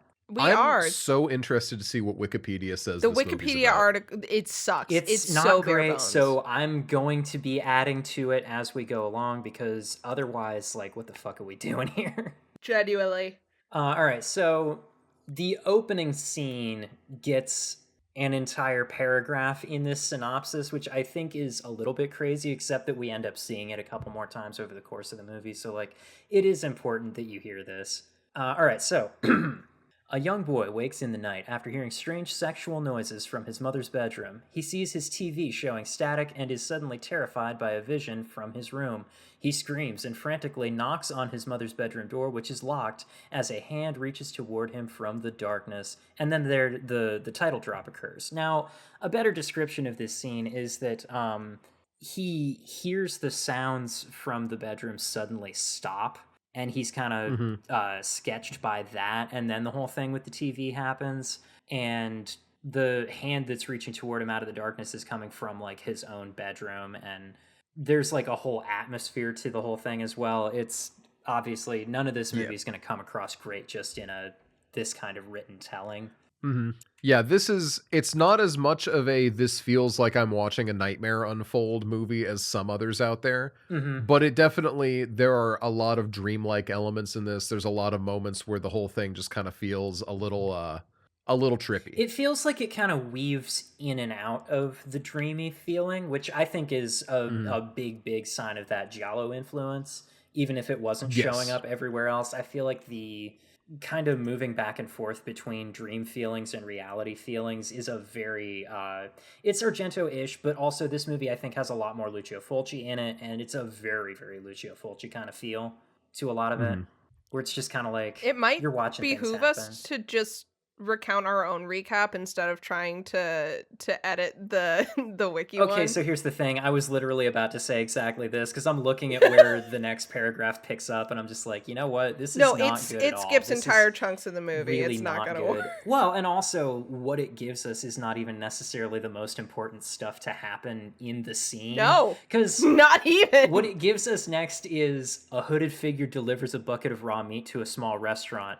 5 police officers are dining there, and they're discussing sex. They are not initially discussing sex. And firstly, what No. they're initially discussing is betting on football games, actually. Yeah. Yeah. Gambling and such. And then they Yeah, it's start. actually a big part because the one guy's like, "Oh, you guys just talk about gambling. It makes my head hurt." Yeah, and then somebody makes a weird comment. Yavuz says to Seifi, who has a bad headache and is kind of bent over, clutching his head. He uses the phrase, shut up or I'll fuck you like a chicken or some shit like this. I don't know what the phrase actually is in Turkish. I assume this must be something that resembles something that people normally say. But then Apo, who appears to be in charge in this situation, seems to be like the head of their little group, looks at They call him Yavuz and boss. says, I bet you actually have fucked a chicken. These guys, tell you what, Simon Abrams was right to compare this to a Rob Zombie movie because these guys are 100% a group of Rob Zombie guys. Oh, 100%. Yavuz is offended by this, and Apo kind of defends himself by saying, lots of my friends have fucked chickens. It's not a big deal. Yeah, that's And everybody laughs at him for this. They're just like, God damn it, why do all your friends fuck chickens? What's wrong with you?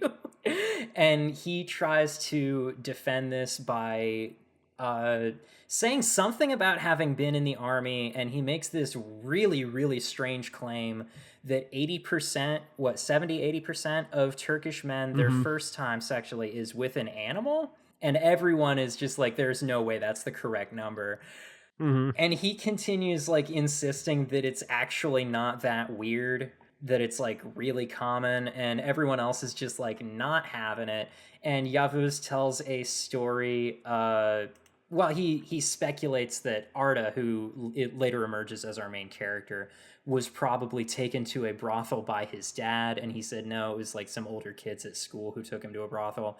And Yavuz, to try and emphasize that he's cooler than Arda, says that he's been to like 1 million brothels, like all the time, God, constantly. He does nothing but fuck bitches day in and day out. And then he tells a story about picking up a prostitute from the side of the road who turns out to be trans, and he refers to her in some very terrible and transphobic ways, while describing basically that he's like put off by the fact that she's trans, but not enough to actually not do things. It seems like it doesn't actually matter that much to him when it comes down to it. Depending on the translation that you get, he alternates between pronouns when referring to this sex worker. The original translation that I had seen the movie with, he didn't alternate at all. He just went straight for like the wrong ones. Whereas in the one that I watched most recently, he kind of like alternated as though he's confused by the whole thing, which seems like a much more charitable way to paint his character, because Yavuz is 100% shown by the movie to be a piece of shit unflinchingly at all times. So anyways, they're all just kind of like talking shit at each other the way that a group of coworkers do. It's sort of given to us that Arda is new to their group. The rest have all been kind of together for a while. Remzi is the oldest, and apparently Arda's uncle like placed him in Remzi's care by, I don't know what, helping him get a job with the police department or some shit. It's a little bit vague. But Remzi also has an awful lot of authority. It seems like he's the guy who's been doing the job for the longest, but for some reason they refer to Apo as the chief. In any case, the restaurant owner's son, while serving them, laughs at an aspect of Yavuz's story, and Yavuz, based on this starts a fight with him. Basically, he does the whole like, "Oh, what are you laughing at? You think I'm gay or whatever?" Blah blah blah. And Ramsey takes his gun away and says, "Yeah, do a police brutality, you bitch. I mean, you gonna stand around threatening this guy forever, or are you gonna do something about it?" So Yavuz beats the shit out of this dude, and then Yeah. they leave. And while they're driving, I think is one of the most fun scenes in the entire movie. Oh no, wait, actually, shit, I skipped something. Safie goes off to the bathroom before they leave while the police brutality is occurring, and interrupts the police brutality by having a panic attack in the bathroom. We see him looking into the mirror, and then his facial expression changes to horror, and he starts screaming. And they go kick down the bathroom door to save him. And nobody really has a good guess as to what's going on with him. Apparently, this is something that has happened before, according to Apo and Ramsey, but it's not been like a consistent issue. He's a good guy to work with, blah, blah, blah. So they're all like concerned about him. They think maybe he's like claustrophobic or something. And it is eventually determined that yes, he can still drive the van. Actually, he like insists on it. So they drive away, and I don't know, you know that one I don't know, that one tweet that's like you're gonna go pick up your wife who's being held hostage, and you got to drive for 40 minutes. It's a clear night and the weather is beautiful. Do you put on music? Yes or no? Oh, I put on music for Safie's sure. answer to this is clearly, yeah, I put on the fucking music, because he turns the radio on. He flips it to like what is obviously an explicitly a dance music station, and he turns that shit up. He Oh says, "No, yeah. I don't just put music on. I fucking bop." So everybody's immediately like half dancing in their seats and singing along with this song. Apo does like a little freestyle verse during an instrumental break. And this scene really like I feel like the first scene was there to establish to you most of these guys are pieces of shit, but Arda's very new to the group. This second scene is to establish for us these are our boys, and they're just having a regular night here. The police brutality is just part of an ordinary day for them. It's not even like a mood killer or anything. All you got to do is put some Yeah. music up, and these guys are having a great time again. Yeah, because it's like clear in the moment that they're all like annoyed about it, but that's about the extent. Is they're like, oh, come on, man, let's wrap this up. Yeah, and like the less charitable reading of it, right, is this is all nothing to them, and it's all, you know, it's whether you're beating the shit out of some guy in a restaurant or just playing some music in the van on the way to the next thing, it's all the same to them. I feel like the more charitable read is they all know that something weird just happened, and Safie, in turning up the radio, is kind of like trying to get them back onto a regular track. He's trying to have a normal night, and it's just not happening so far. Because he does seem like fairly frustrated by the rest of the group consistently, and blah blah blah. I'm getting into too much detail too early in the movie here, though. They get a call. There is a call from another police unit asking for backup, who are in a weird small town that Safie mentions having heard weird rumors about. He every time he starts talking about it, he gets like interrupted over and over, so he never hears. He never says a whole lot of very specifically what he has heard until further along when they actually arrive. Um, but on the drive over, he has basically he sees a blood-soaked man run off into the middle of the road, and in trying not to hit this guy, he accidentally drives their van into a lake. Well, this happens twice actually. He sees someone I on was the to say side he of the road, distinctly hits the and they blood-soaked man the stop. second time. Yeah, they stop the car and they look around, and they're like freaked out about it. And everyone's like, okay, what did he actually see? And he's like, I didn't see anything, nothing. But then the second time that it happens, they hit the guy, and in trying to avoid him, he accidentally drives their van into, Wikipedia says a lake. This is a river. There is Yeah. a bridge going across it, like like 50 yards further down the road, and they drive right into the lake.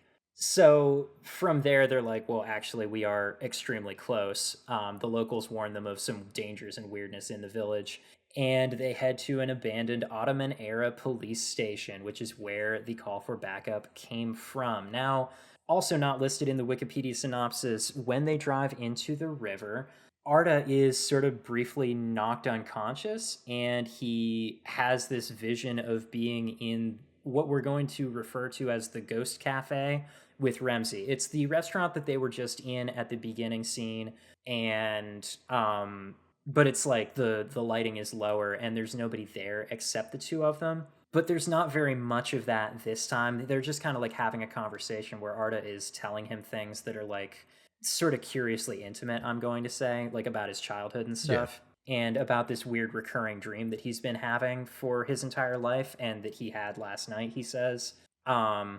So, anyways, arriving at the police station. Once inside, they discover a fellow policeman in a wildly catatonic state. It is implied that the rest of his police unit have been taken or killed. They ask him where, goddamn it, Wikipedia, they ask him what happened to everyone else. They find him not in a wildly catatonic state. They find him beating his head against a concrete wall. He is bleeding down his face, and he is, like, crying so much that they can't get him to say a word. They ask Yeah. him what happened to the rest of his unit, and he just points into a room. So Safey stays with this guy as everyone else goes and investigates in the direction that he pointed. Safey, hearing weird noises, discovers a room containing a group of people who, most of them are alive, even if they don't appear to be at first. They all have like bags or wrappings over their heads. A lot of them are chained or tied up, maybe inside a bag, maybe not. A number of them are naked. They're all covered in blood and miscellaneous viscera. A number of them are fucking as well. He is horrified by what he sees, too terrified to move. They swarm over him and drag him into, further into the room, screaming. The camera does this really cool, like, turning upside down thing as the lighting goes crazy. It's a rad scene. There's a couple of really fun upside down camera shots during the driving There's too. some really cool, yeah, absolutely. And the lighting is just like crazy the whole time. It's Argento level and I love it. If I hadn't been so busy this weekend, I think I would have like cracked the code with his lighting the way that I ended up doing with Argento and Suspiria. I am this close with this movie, I swear. God damn it, I love it. Anyways, I swear, 2 more viewings and I got it locked. it's gonna happen, and I'll tell you about it when it does. So everyone else is continuing to move through the building, and they are all seeing weird shit. There's these weird like anatomical charts up on the walls, and a drawing of a demon fucking a person. There's like a lot of odd stuff drawn on the walls and shit. And they are, according to the Wikipedia synopsis, they are subjected to increasingly bizarre and surreal scenarios. So true. They just Thank keep God seeing it wacky explained what shit. happened. Through flashbacks and dream sequences, it is revealed that Ramsey has been like a father figure to Arda, the Ghost Cafe, having taken him in as a young man, and Arda was the young boy in the opening scene. The opening scene, of course, being the recurring nightmare that he's been having for his entire life. And when he talks about having had one very recently, he says, "I feel like it's still happening. I can't tell if I'm awake right now or if I'm dreaming." So the remaining men get, a couple of them get like knocked over the head variously. Arda has sort of another dream cafe vision with Ramsey, and then kind of wakes up with the rest of the group tied up in a dungeon surrounded by the cultists. There is this, I fucking love this room. This room is the set piece that the movie was made for. It's Yep. largely lit by like torchlight, so it's all very warm orange lighting. But then way back in the background, the cultists are all kind of gathered around the foot of this spiral staircase with this cold blue-green light just streaming down. And when we refer to the cult, I need you to understand this is as I described them earlier. They are largely naked or almost naked, but with something like tied or wrapped around their head so that no more than half of their face is visible. They got weird shit in their teeth. They're moving I around would say as a their mass. teeth are filthy. Yeah. They're wearing gimp masks sometimes. Some of them, yeah. Like that's the vibe that half of it gives. As you see them in the sometimes it's just a background. wicked bandana. Yeah, as you see them in the background, the way that they move together as a mass is like really Professional interesting. This dancers, is really. actually, yeah, this is something I wanted to draw a lot of attention to. I think this is a movie with a cast of extras who absolutely carry the movie. Holy shit. The extras are unbelievable in this movie. They are killing it so goddamn Oh hard. yeah. Oh yeah. Every single one of them. And if you see about like the making of and stuff, which I'm going to get further into in a minute, it really seems like everyone was having a pretty good time with each other in the making of this movie. It shows in the end product, I think. Anyways, though, yeah, surrounded by the cultists who are all kind of just perpetually writhing in a mass on the floor together, sometimes thumping on things rhythmically, and you can just kind of guess what that might be.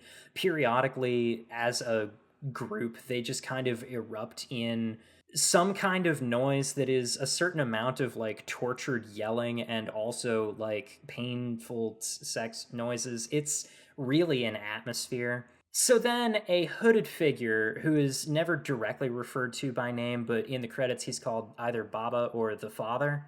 What do we want to call him as a podcast here? We calling him Father? We calling him Baba? I'm going with father Father? I for was this gonna one. call him Eddie, We will call but him yeah, we can do that. Father. The actor's name is Mehmet. I don't know. So he comes down the stairs, and according to the Wikipedia synopsis, he and the cultists kill Apo, Yavuz, and Remzi, and the father explains that hell is not somewhere you go, it's something you carry with you at all times. A dying Remzi gives Arda a key, which he uses to overpower father and escape the building. I'm going to have to spend another 20 minutes on this. So everyone wakes up and they're all like freaking out together. And they're worried that Appo's not going to actually wake up because he got knocked on the head with a hammer real bad. And it seems like he's like sort of almost waking up at the time that father comes down and lifts his shirt as he's like monologuing. He kind of lifts up Appo's shirt, and you see that Appo's lower abdomen has been sliced open from one side to another, not dissimilar to a C-section, but I don't think that's an intentional reference or anything. And like loosely stitched up with one of his intestines just kind of hanging out at the edge. And father, I as think attached to these prayer beads, he's been playing with the entire movie. Remzi's the one who was playing with the prayer beads, actually. Oh, I thought it was. Oh, never mind.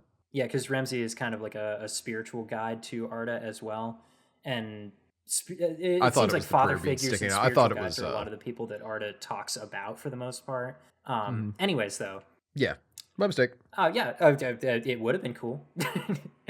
But as he's talking, father kind of like plays around with this like trailing intestine that's coming out of Appo's stomach, and at a dramatically appropriate moment, kind of takes it and just swipes it off to the side and starts pulling on it. Appo bleeds out and dies. Everyone's like freaking out about it, of course, and he sort of slowly coils up his intestines like he's wrapping a cable or something. Yeah. And that's when he says, hell is not a place that you go, it's something that you carry with you. And he talks about the veil between different realms, different worlds being thin on this particular night, and all kinds of, this kind of thing. He then goes to Yava's, and his minions kind of set down this step stool in front of him, because Baba is not a full-size man. He's got there's no sense mincing words on this. He's got a thing going on that makes him not look normal. This is an intentional part of his casting. It's like a skin condition and also dwarfism, I think. But Ken Evernall basically said he wanted someone with a naturally, like, truly unique look for this character because he couldn't be a regular dude. Oh yeah, this man is perfect. Oh my god! I have 6 or 7 notes about how much I love how this man looks. I knew and you also, would like him. I had a feeling that you would like this movie, and I knew that you were gonna like him specifically. Yeah, it's actually wild. You wouldn't know that this guy's not really tall because he's not shot to emphasize he moves. No, the way he's shot makes him look like he's tall. Yeah. And then it's just a couple moments where he needs a step stool to get up over top of certain people. Yeah, or to like reach eye level with Yavuz and that kind of thing. Yeah. Really, really cool. Well, but yeah, we're almost done. Go ahead and wrap it up. This is something else that I talked about a little bit when we covered Poltergeist years ago as well. Is like the man is small, yes, but he is shot with such gravitas. The movie treats him so seriously that like it doesn't even occur to you that he might potentially not be scary. It's just from the Yeah. moment he shows up, you're scared of him. You're worried about this dude. So yeah, he a couple of his minions set his step stool down in front of Yavuz. He takes off his big coat to reveal that he's covered with really cool looking tattoos, and also man's kind of jacked. He gets up in Yavuz's Mm-hmm. face and he starts talking about opening yourself to be purified and to see the world as it truly is. And as this is happening, some people are like pulling a small curved knife out of its sheath and they're handing it to Father. And everyone is freaking the fuck out about it. And Yavuz is like panicking and he's calling out to Ramsey. And Ramsey's like telling him, just keep your eyes closed. And he's like, trying, obviously reaching for something comforting to say and has nothing. And Father eventually is like, Yavuz is like screwing his eyes shut here, and Father is just holding the knife right in front of one of his eyes while he talks to him about like, opening yourself like emotionally, spiritually to, Mm-hmm. and eventually he stops for a minute and Yavuz is still freaking out and Yavuz like quiets down and the whole room gets quiet and Father just very sort of softly goes, Yavuz. And Yavuz reflexively opens his eyes to look at him and he gets those eyes stabbed right out of his head and you see it the whole time. And then Mm-hmm. Father French kisses his eyes. Um, Yep. and he's basically kind of like, well, that wasn't so bad, now was it? And then he goes to his like kind of main minion who spends most of the movie standing around looking neat. I don't know. I like this guy. But he says like it's time for us to begin or something like this, and they bring in a woman who is wearing a goat skull on her head, and that is basically the only thing that she is wearing. And she walks kind of weird, and then she gets down on her hands and knees in the middle of the room, and they unchain Yavuz from the pillar that he's chained to, and they force him to have sex with her Mm-hmm. to completion, and this happens entirely on screen, and he is crying the whole time, and it is a really difficult scene. Yep. And then when he's done, he is just sitting weeping on the floor, and Father is like, listen, Yavuz, you are not giving it all that you've got here. You are really not living up to the potential that I see in you, that kind of talk. And Yavuz ends up dying on the floor, and a rather large spider crawls out of his mouth. And everyone, Arda and Ramsey are the only ones still alive at this point, and they're freaking out about Mm-hmm. it. And Father goes over to Arda first, kind of briefly, and he says something about the significance of Arda, and Ramsey kind of does the whole no, you don't want to do him, you come take me kind of deal. And Father goes over to him and almost unceremoniously cuts his throat. Yeah. Yeah. It's a very like, well, nope. Yeah. And then Arda has one more vision with Ramsey in the Ghost Cafe, where Ramsey is bleeding out on the floor, and he says a line to Arda that kind of echoes a couple of other things that he has said over the course of the movie. He says like it gets translated kind of goofy. He says like I have one key in this life. And it's like, Mm-hmm. it's goofy. I'm sure the phrasing makes more sense in the original language, significance, cultural, blah Yeah. blah blah. When he says this for the first time, he actually holds up a literal key in the Ghost Cafe and he hands it to Arda. Arda takes it, and when he comes back to the real world where Father is in front of him, he is holding this key in his hand in real life. One of the tattoos that Father has is right in the middle of his forehead, and it's a keyhole. Arda takes this key and he sticks it right in there. And then we get a lengthy slow mo scene with some really cool music where he takes Baba's step stool and he smashes his skull in with it. Mm-hmm. Um, And really intense synthwave starts it's playing, and you're like, oh, fuck. Yeah, it's solid and it goes on for way longer than you expect it to. And then when he's finally done with it, he rips off his police shirt and he goes to escape up the stairs that Father came down. Oh shit, I'm sorry, I forgot something again.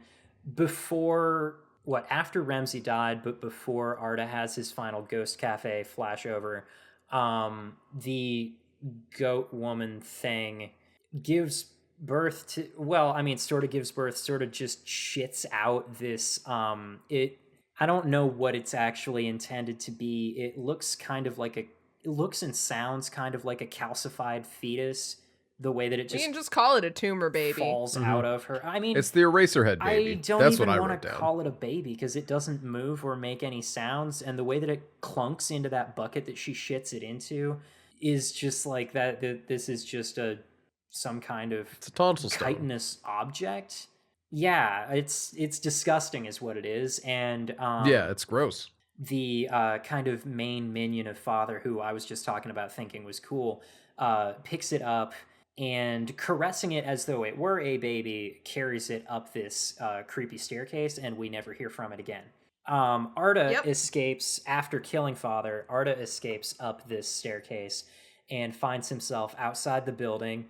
And he takes a second to laugh a little bit, Texas Chainsaw style, about the fact that he is escaping. It is still the middle of the night. He runs off through the woods and finds himself at the road. He starts running along the road, away from some lights that are coming over the horizon.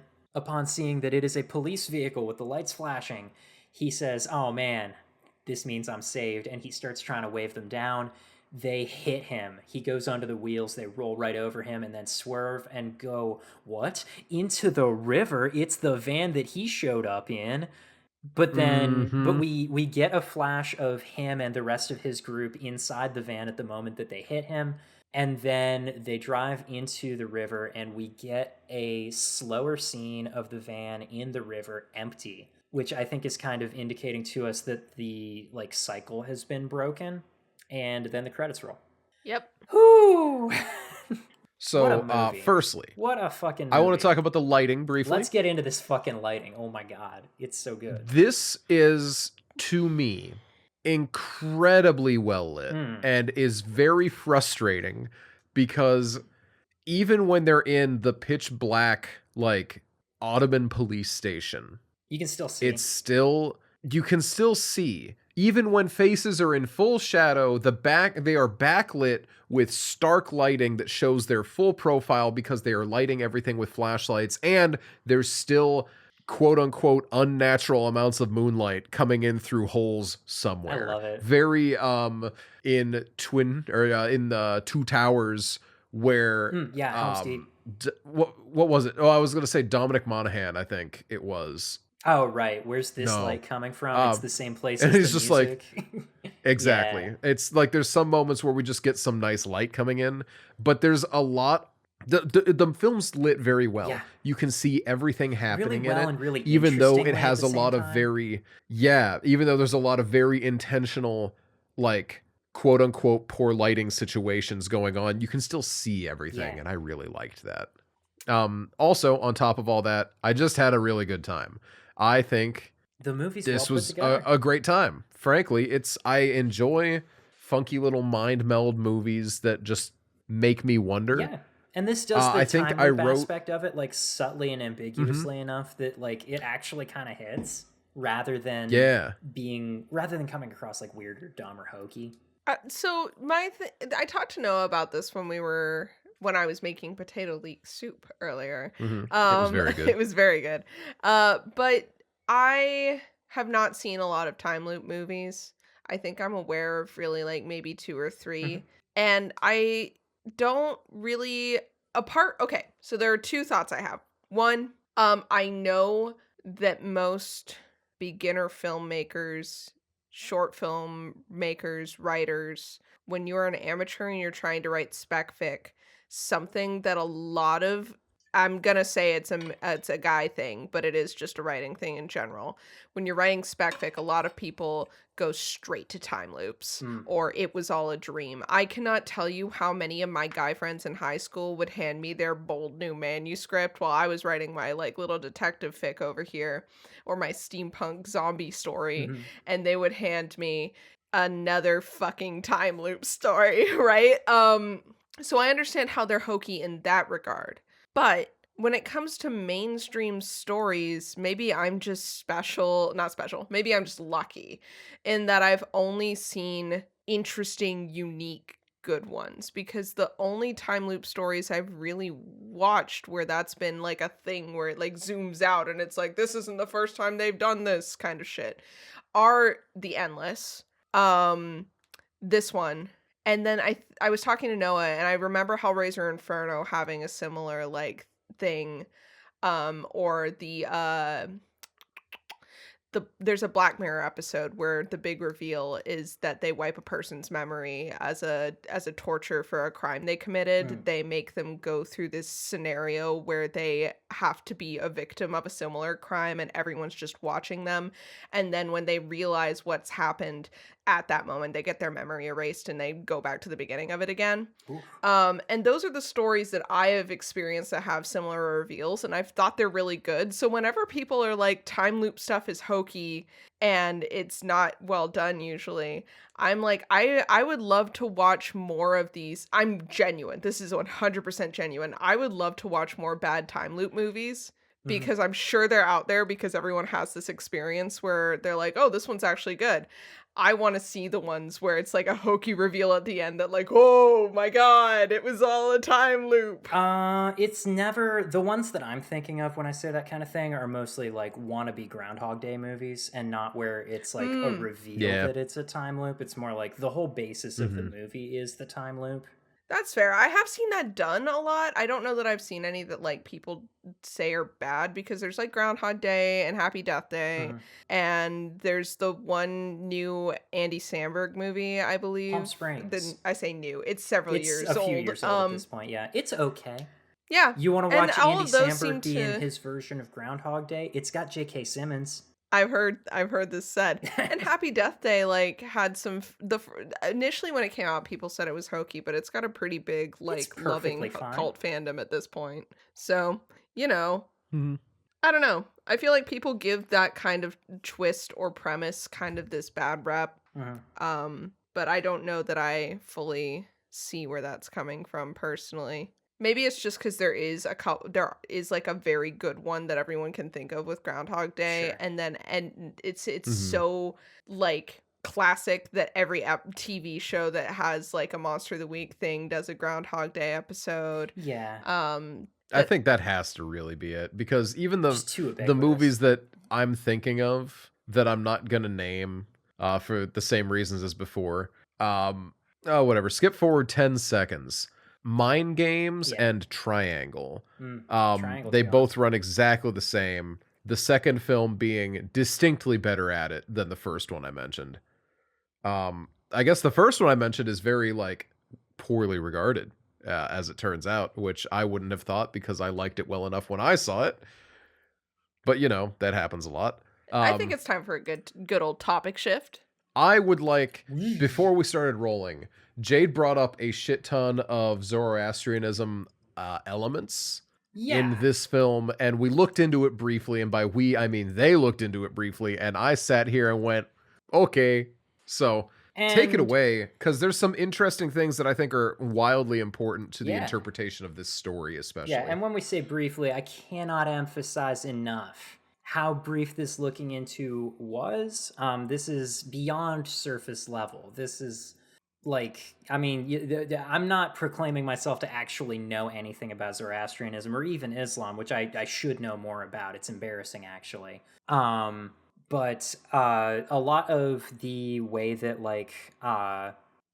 this movie like kind of moves through itself, kind of the general implication of the whole story is that what we're seeing is this group of cops and their journey through and potentially out of hell, or as it's called in Zoroastrianism, the House of Lies, which it seems like Father, our main villain, is kind of like the main like I don't know, I don't want to call him a demon because like I don't know that Zoroastrianism has demons in the way that we would conceptualize them from a culturally Christian kind of lens, but it seems like he's the guy in charge of Zoroastrian hell and ensuring that the like I don't know, purgatory-esque kind of processes of it occur as Mhm. they're supposed to, because Zoroastrians don't believe well, there are locations that can be syncretized to heaven and hell in Christianity, right?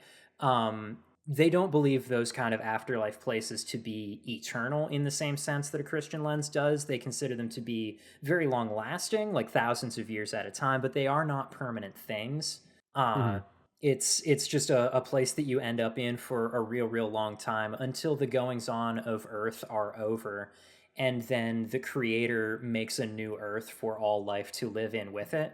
The Creator being Ahura Mazda, I think, which is the beginning and end, not really a god figure to be worshipped, but a conceptual thing that cannot be perceived in any way. There is a sort of god and devil adjacent pair of figures, but they are not the ones who actually created the world. They are just in constant opposition with one another over who wins, basically, good or evil. And in creation, apparently in Zoroastrianism, every existing creature and object has a comparative, like, good and evil version of it, except humans.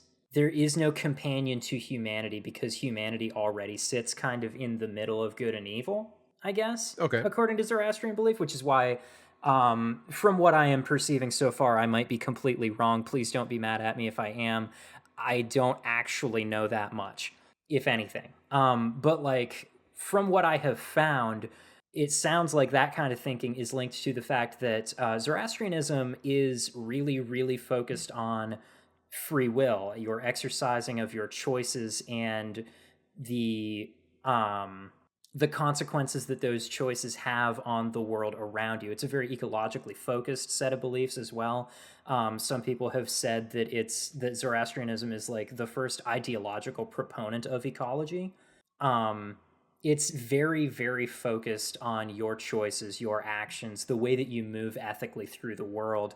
And that I think is really important to the kind of treatment that like Apo, or more importantly Yavuz, get treated by Father when they hit the basement of the police precinct here. It feels to me like they are given treatment that is befitting of what we see of their character. Because Yavuz, he puts an awful lot of his on-screen energy towards showing and telling us that he's not a good dude. And then, I mean, they don't treat him nice. Yeah, no, it's It's something Mhm. that went looking on Reddit for some, yeah, because Reddit's my go-to. I am a redditor, unfortunately. yeah, same. And I found this one guy who I am going to go and find. Oh, I followed him on Twitter because I was like, Yo, he's nice. into a lot of the same stuff that I happen to enjoy. Um, Yeah, you were saying he's like the one Tencel. guy on Reddit who actually understands this movie. No, That's what he people are saying. so someone had Many asked people are questions saying about this. the cultural symbolism within this movie, and the Hmm. top comment was, "Oh, Tansel said something about that," and they tagged him, and then they were like, "Oh, I can't find the post," and they're like, "Oh, I'm tagging him, hoping he'll show up," and then he showed up, and he's like, "I have no idea why I'm the expert on this, but here are some of my thoughts." He's a Turkish game designer and fan and programmer and fan of Silent Hill, Resident Evil, and the Amnesia the Dark Descent. So it's very clear that this is right up his alley, and he really enjoyed this movie.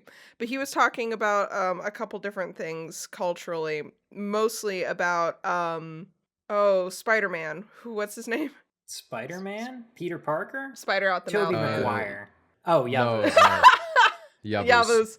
He was supposed to be talking about Yavuz and how when the soul is said to leave the mouth during death in Turkish culture, he was Hmm. saying. So when the spider leaves Yavuz's mouth, it's it's not usually an animal, but in this case it could be seen as a symbol of the type of person that that Yavuz is, which would be kind of venomous in this Hmm. case as a thought process. Yeah. And so he says that this points to a lot of the things that we see about the character and why he would be singled out by this cult, because he continuously makes decisions. Like in the story he tells at the beginning, they ask him what he did when he found out that the sex worker was not a cis woman, and he replies that he had the sex anyway. Right. And that is a decision that he made. And I think that that is really integral to why he gets singled out, is that he continuously, it's not that he's thrust into these situations and forced to do them up until the very, very end of this movie. Right. It's that he's capable of making and does make decisions that are bad ethically over the course of his like time. So, yeah. Also, just to the whole like soul exiting through the mouth concept, that's something that gets referenced by Arda during one of the Ghost Cafe visions.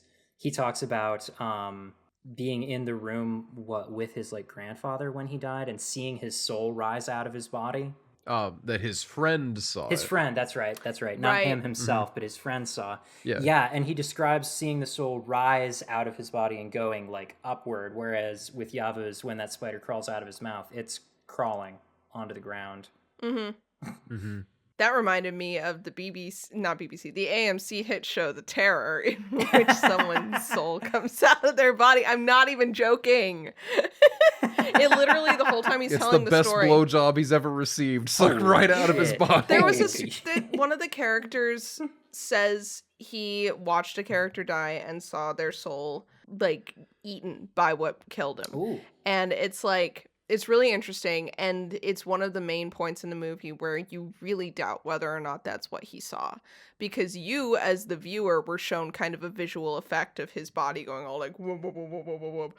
But it's like, is that a hallucination on the other character's part? Because we don't see anyone else who gets killed in that way have that reaction. So anyway, it just made me think of that, where it's like all the talk about, it's so interesting how different cultures think about what happens to the soul after death. Because if we're looking at I forgot his name again. I was just Yavuz? saying it. Yavuz. If we're thinking about him, then it's like he's in the like kind of lore of the movie, he's already dead. But in that moment, he's no longer like human in a way, despite like after everything he's gone through and everything. And I thought it was interesting that they don't kill the spider. They trap it. They scoop it when up and that's go put over. it in He's sticking something. around, you know? Yeah. And I think it's interesting on a time loop perspective. I don't want to speculate on whether or not the loop can be broken, but I will say I'm speculating that their goal for this is to get him to enthusiastically participate. That seems to be the thing that they are pushing him towards, and it doesn't feel like, similar to what I said about Safi at the beginning, it doesn't feel like they're going to change they're not changing their behavior each loop to kind of try something new to coax the characters to do what they want. It feels like they seem to kind of hope that the characters will break down and do it eventually, just by nature of having gone through it so many times. Yeah. So I think that this was just another like middle of the road loop, and that the end game for this kind of scenario is that either Arda actually does figure out the win state for this situation to get them over the bridge and into the afterlife, or Yavuz does get to the point where he breaks and participates the way they need him to for their win state to happen. That's an interesting That seems idea. like that's my thoughts, but I also think that that's like obviously not the point of the movie. Right, yeah. Those are the just movie doesn't kind of dwell on things the that I'm loop, so I reading don't into. think that it wants you to. I feel as though No, it leaves but I'm gonna. Right. I feel as though it leaves yeah. the loop aspect of it almost like ambiguous enough that it could be this is the only time the loop has occurred, actually. True. It's just like I feel like there is a reading of this movie where it's like this whole thing happens one time, and then Arda getting hit by the van and dying to complete the loop kind of like is the final event that frees them all from it, because they all had to die in order for it to end or something like that, and they would have just been continuously tortured otherwise, or I don't know.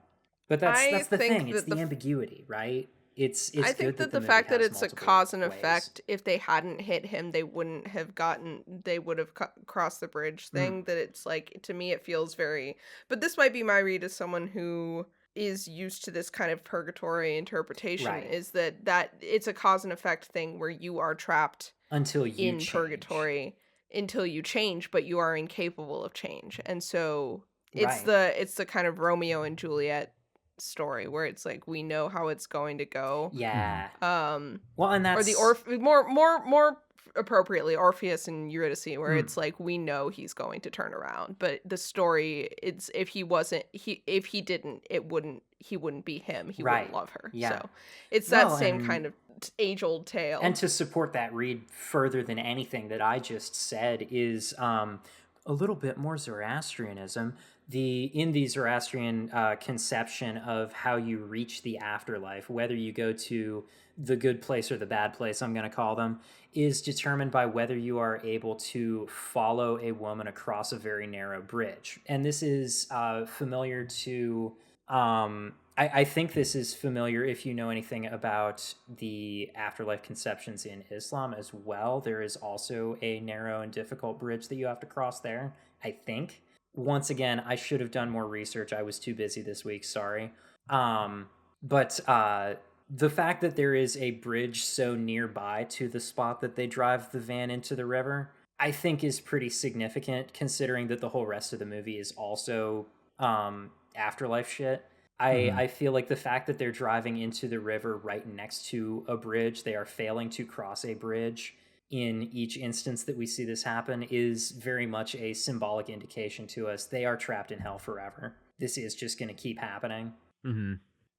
Ah, man. And I feel And like based on what we get from Arda and Ramsey in the Ghost Cafe sequences, I think yeah. Ramsey for a real long time was the only one who was aware of what was happening. And what we're seeing Mhm. here in this movie is Arda becoming aware.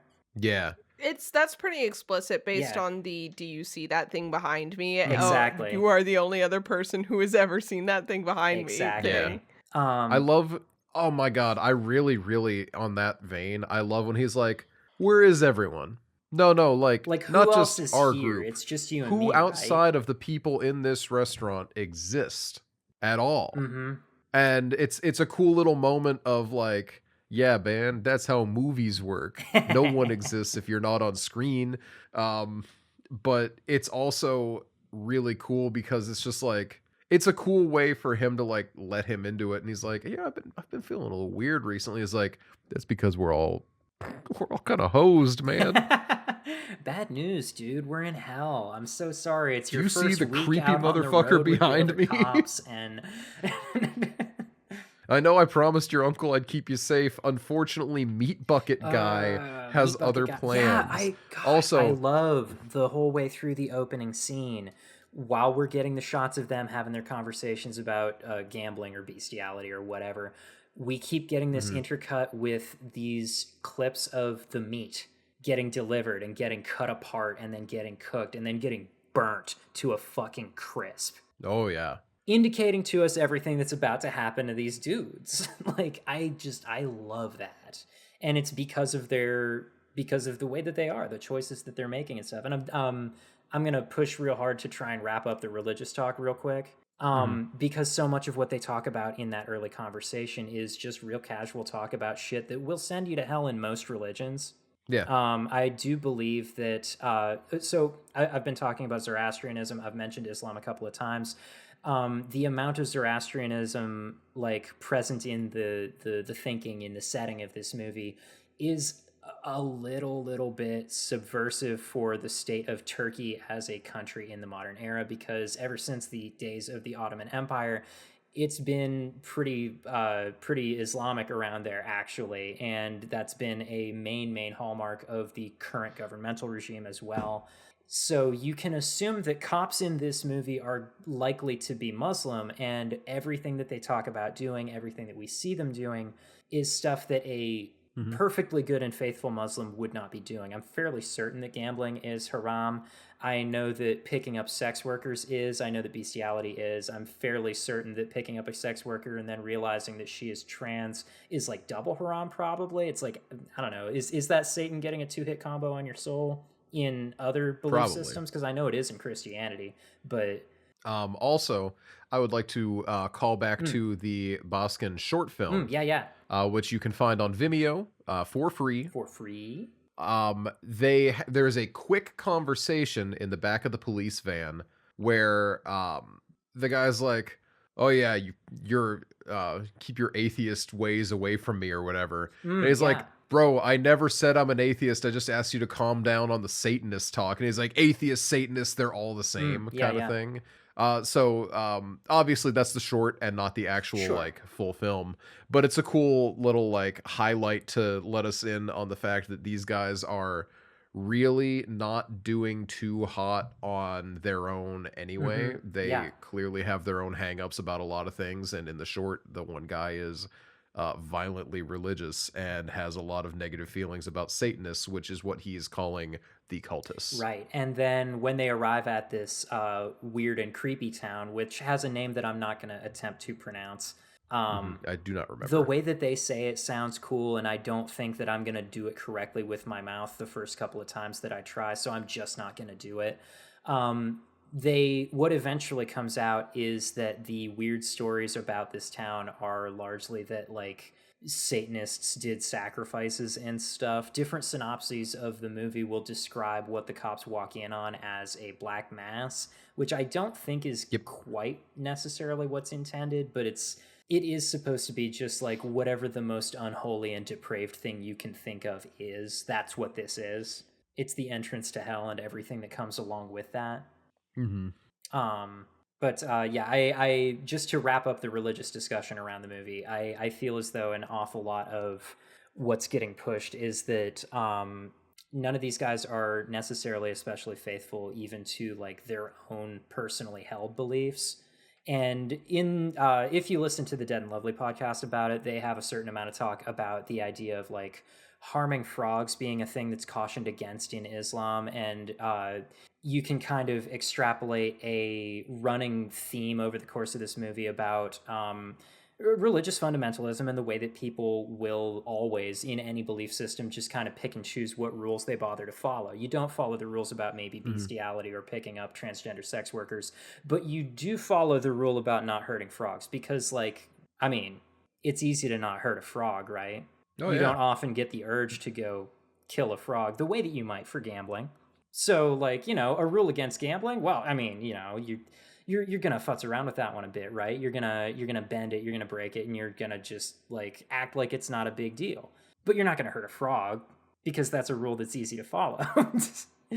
And I don't know how much that's necessarily intended in the actual flow of the movie, but like it's not necessarily not there. I have something to say about the frogs. Let's talk It's not about religious. these frogs. So the way that Let's the hear way that about the it. frogs show up, because they didn't show up in the synopsis when I said it, the way that the frogs show up is that the first time that they hit the guy that we later find out is Arda with the van, he kind of like explodes into a giant pile of frogs, and they're all pretty weirded out about it. They also see like a frog in the like soap holder in the bathroom earlier on. And when they get fished out of the river, there's the weird group of people who give them directions to where they're going have just this big ass bucket filled with frogs, and they're just real freaked out by this. So Nina, what's your thing? So sometimes in the spring when there's a lot of frogs, they jump out into the road Mm, and it's just freaky. yeah, And you have no choice but to run them over because they are not going to get out of the road. They're literally blanketing the road and it's gross. that And I sucks. thought about that a lot while watching this movie. And then the other thing that I thought was, as we all know, I go on Tumblr Right. during these movies. And I saw a couple people talking about this one. Oh, And I saw one person who I thought was very funny. They said, "Okay, tonight I'm going to watch Baskin." And they're like, "Okay, I got 30 minutes into it." And I was like, "I've definitely started this before. I wonder why I don't remember the rest of what happened." And it turns out they couldn't get past the like second frog scene, like the one where they're hanging out with the frog hunters and there's just a shit ton of frogs. Which honestly, I think that's such a wildly hilarious time to tap out. You haven't even yeah. hit the bad shit yet. You just are like, I cannot simply handle any more frogs in this That goddamn is movie. Mhm. what gets me about the fact that this Tumblr person was put out by the frogs is that they said they checked the does the dog die, which is a great resource if you feel like our content warnings are not good Right, enough. right. I would highly encourage going to doesthedogdie.com because they will content warn things that you could not possibly have. So okay, I understand. I am legitimately not trying to pick a fight Mhm. here or to shame anyone.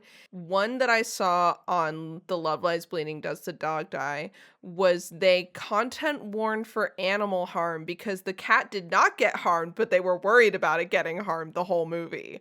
And That pissed me off. I Come was like, I on. understand that this site is primarily made for people who want to use it, who want to know Sure. everything they might be worried But if you're about. gonna warn me But it about a does cat, that bother means me. something has to happen to that cat. If you don't Exactly. tell And me it's something's like happening to the cat, the assumption is something is not happening to the cat, so don't mention that. Exactly. So just mark that nothing happens to the cat, and then I won't be stressed while I watch it because I'll already know that nothing is going to happen to the cat because you told me. Anyway, that's the kind of site doesthedogdie.com is. Right. It is good if you are worried about being triggered by things. But it is maybe a little over intense because it is user curated. So sometimes people tag things that do not need to be tagged. Right. But they said they looked up frog gore for this movie. And I was like, I guess I never thought about frog gore as a specific trigger. I don't think anything even happens to the frogs super explicitly in Not this that I movie. I can mean, the ones remember. that get hit by the van, I suppose, but it's not as though we dwell on that. It's really more like, holy shit, wasn't that a dude? And now I it's have a a couple pile of more frogs. anecdotes about the frogs. Uh-huh. I was talking to Noah about Turkish culture and Hispanic Mhm. culture because when we were in Turkey, my dad was misidentified as Turkish the entire time because my dad looks like any one of the men in this movie. Um, so that was really funny. But then culturally, there are a few similarities that I identified and relate to. And on top of that, there's kind of like a architectural similarity. Ooh. The restaurant that they're in reminds me a lot of different restaurants and buildings I've been to in Puerto Rico. Specifically, I remember going to a restaurant on the westernmost side of the island, which we don't get to very often because my family does not live there. But we went to like this seafood restaurant, and when they were in their restaurant in this movie, I kept thinking like, "Oh my god, this is just like that restaurant." Mhm. And then when is it Safie? Safie's in the Yeah. bathroom and there's a frog in the soap holder in the soap Mhm. dish. Um and that reminded me of the outdoor bathroom that my uncle has in Puerto Rico. And one time I was slightly drunk and I went to go to the bathroom and I opened the toilet seat and there was a cookie in there, the little frogs that are native to Puerto Rico, and he was just chilling in the toilet bowl. I was like, I can't go to the bathroom on the frog, and I had a momentary crisis. So I related to Safie very much in that moment. I don't remember what I did. I think I went and made my mom take care Oh my of it for god. me. Not because I'm scared of frogs, because I'm scared of reaching into The thing toilets. about the similarity in Um, the construction thing has me thinking, like, what if it's like a sort of a slight, like, vernacular architecture kind of deal, where it's just like they end up could looking be similar because they're built for similar kinds of like heat and humidity? I was potentially. actually My thought thinking it's was because they're both. there was a Muslim presence in Spain, and This then is Also, not Spain. true. My Oh, thought they're okay. both modern buildings. My thought is they are both cinder oh blocks, yeah, and they are both built. And I think Jade is more correct here because they Okay. are both built to be open air in the heat. Was kind of the vibes that the I'm getting. windows They are both only have sort of they're both generally cinder blocked with blocks. things, like it's all Yeah, just curtains. yeah, pretty much. So that's what I think it Hmm. is the cheap materials and Built efficiency for for heat. conditions. Yep, exactly. So, yeah, very much reminded me of that. Obviously then we get to the police station and that's all out the window. Yeah. But we don't have anything like that in Puerto Rico, Well, unfortunately. We have some there's time. forts and shit. There is The time. Ottoman We Empire can still... come back and reach all the way to Puerto Rico. Honestly, I have so many things to say, and none of them are politically salient. Yeah, I was about to say, so I we're don't gonna know keep... about the political implications of aligning myself as an Ottoman Empire bring it back person. I don't Yeah, I know that. I don't I don't I want don't to think I back most of the make any I policies don't think we statements. of should the engage in Ottoman this at all. Empire. I don't think The any only... religious empire is good to align with, and we should move on. I was gonna say one more thing, which is the only... when I went to school and I took 1500s to present history as one of my classes, my teacher was insistent that we not focus on the Western world Mm. because we had already learned about all that shit. So we learned a lot about the Boxer Rebellion and a lot about Japan in the 1500s to present, and then obviously the Ottoman Empire. And that was the first moment I, as a homeschooled child who had only really been taught Western history when it came to my like high school and college years, that's when I realized the Ottoman Empire ain't that fucking old. I had no idea. For some reason, I thought it was like really old news, and it turns out it's not at No, all. it So ran all the that way up is... to World War One. Yeah. Yeah. No, that's actually a lot of the stuff that we learned in that class. I was like, I had no idea. I knew from like a Tumblr post that the samurai overlapped with a lot of The fax machine. right. Yeah, exactly. But like actually learning about what history in the rest of the world overlapped with like the revolution and the Civil War and all the stuff that like Americans really focus on in our curriculum was crazy. And it's actually upsetting that I could have completely opted out of that knowledge in my 4-year degree. So I just wanted to put it out there that if you hear people saying ignorant shit sometimes, it's just because the American education system is really, really bad. But don't you Yeah. think you need to spend the entirety of your high school years just learning in greater and greater detail about World War II? I feel like that's important, actually. What happened was we had our breakdown in the Washington State curriculum that went for high school and middle school, that went American history, Pacific Northwest history specifically, and then the world wars and stuff as well. So yeah. I mean, local history is important, Yeah. but we got the entire East Coast on our side, Yeah. which is also just early American It's- history. yeah, Right, I literally mean, you just guys only colonial have the shit. same... Here it's all colonial shit in the East Coast. West Coast is trying so hard to give Indigenous people some sort of credit and conversation, but not having the resources to do that Right. in a meaningful way, and so just coming across as really insensitive to the Indigenous people around here and not giving them nearly enough focus. It's a lot of talking about Lewis and Clark and all that bullshit, and not nearly enough conversations about the Indigenous people who still live there. I think we had a paragraph about Lewis and Clark. I They were you gay supposed lovers. to I'm pretty read an sure about entire that. That's all I book, know. and clearly you didn't, but I probably did. I didn't internalize any that's of it. true.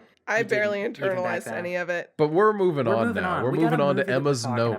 about, and we've got notes to read. Yes, Noah's gonna read Emma's notes because there's an important break in the formula, and then I'm gonna read Noah's notes. There's one that I found very funny that just I'm excited to real read. quick first, because I feel like the discussion of the actual movie has been really unfortunately kind of hamstringed on this episode.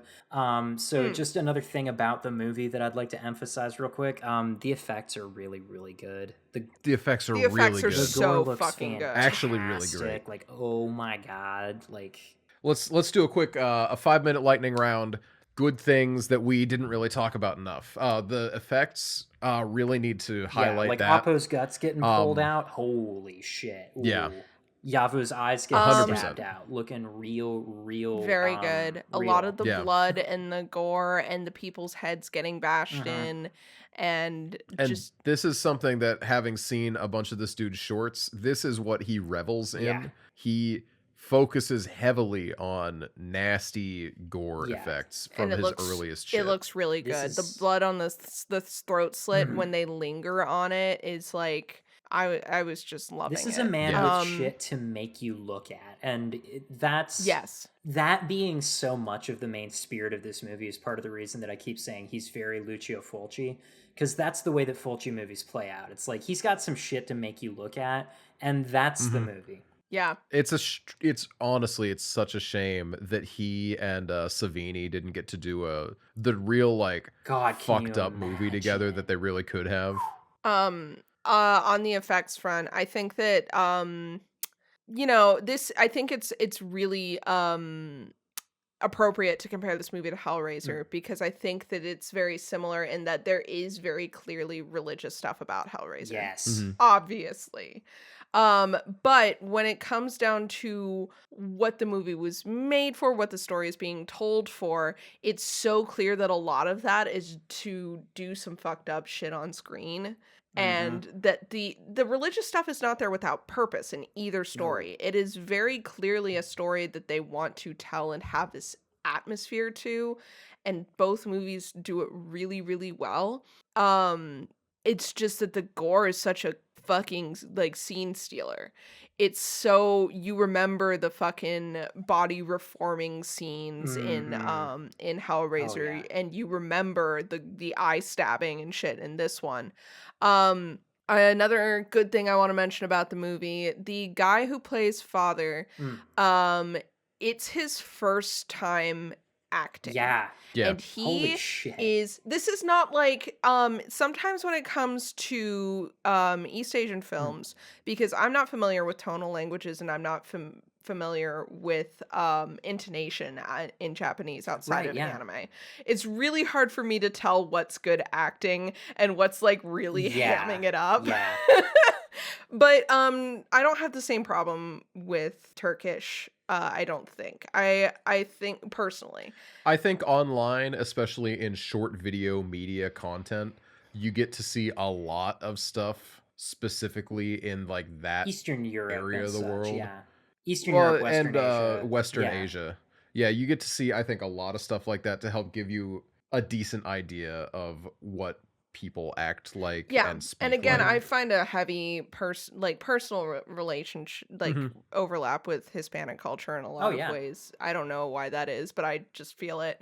But I really loved not just the vocal acting because his voice is so deep, voice is incredible. Oh my god, it's so good. I love but just man. like but his whole his physical presence. acting is really good as well. Like the way that he moves is the way that he and his second are both Doug Jonesing it up, I would say. They both have a very like graceful kind of movement to them that really Pinhead. It adds a lot of gravitas. Father to is these very scenes. Pinhead to me. He's very Pinhead, including his death was a very Pinhead way to go. Oh yes. It's just very like regal, and I appreciated that because the rest of the cult is so bestial that like having the leader be this well-spoken in like philosophical kind of person was a really good way to kind of subvert a lot of things, and I really enjoyed his performance, and I was really surprised to learn that he had not acted before that He role. has since. No surprise considering how he kills it in this. But like, yeah, this is actually his first especially time in a role like this, God, where you have to sell disembowelment and eye stabbing and like reveling in that horror, and that's to like just come into acting and be this guy. Like, holy shit. It's insane. Because I have seen first-time actors in amateur short films, and I play Dungeons and Dragons. And I know what it feels like, and I can see what it feels like when someone is trying too hard to do these dramatic scenes. And there is none of that. It's effortless. It's so good. You know what makes this even crazier, actually? Is from the story that I heard. He was cast based on not an audition, but a photograph. I mentioned Can Evernall was looking for someone who just naturally looked really, truly unique. His casting director showed him a picture, and he said, "That's the fucking guy." Yeah. I think that obviously there is a difficult and nuanced conversation to be had about disability in Sure. horror. Um and I think it's a little more nuanced than a lot of people want to make it, Yes. because Like this everything, is right? not a conversation to have at the end of an episode.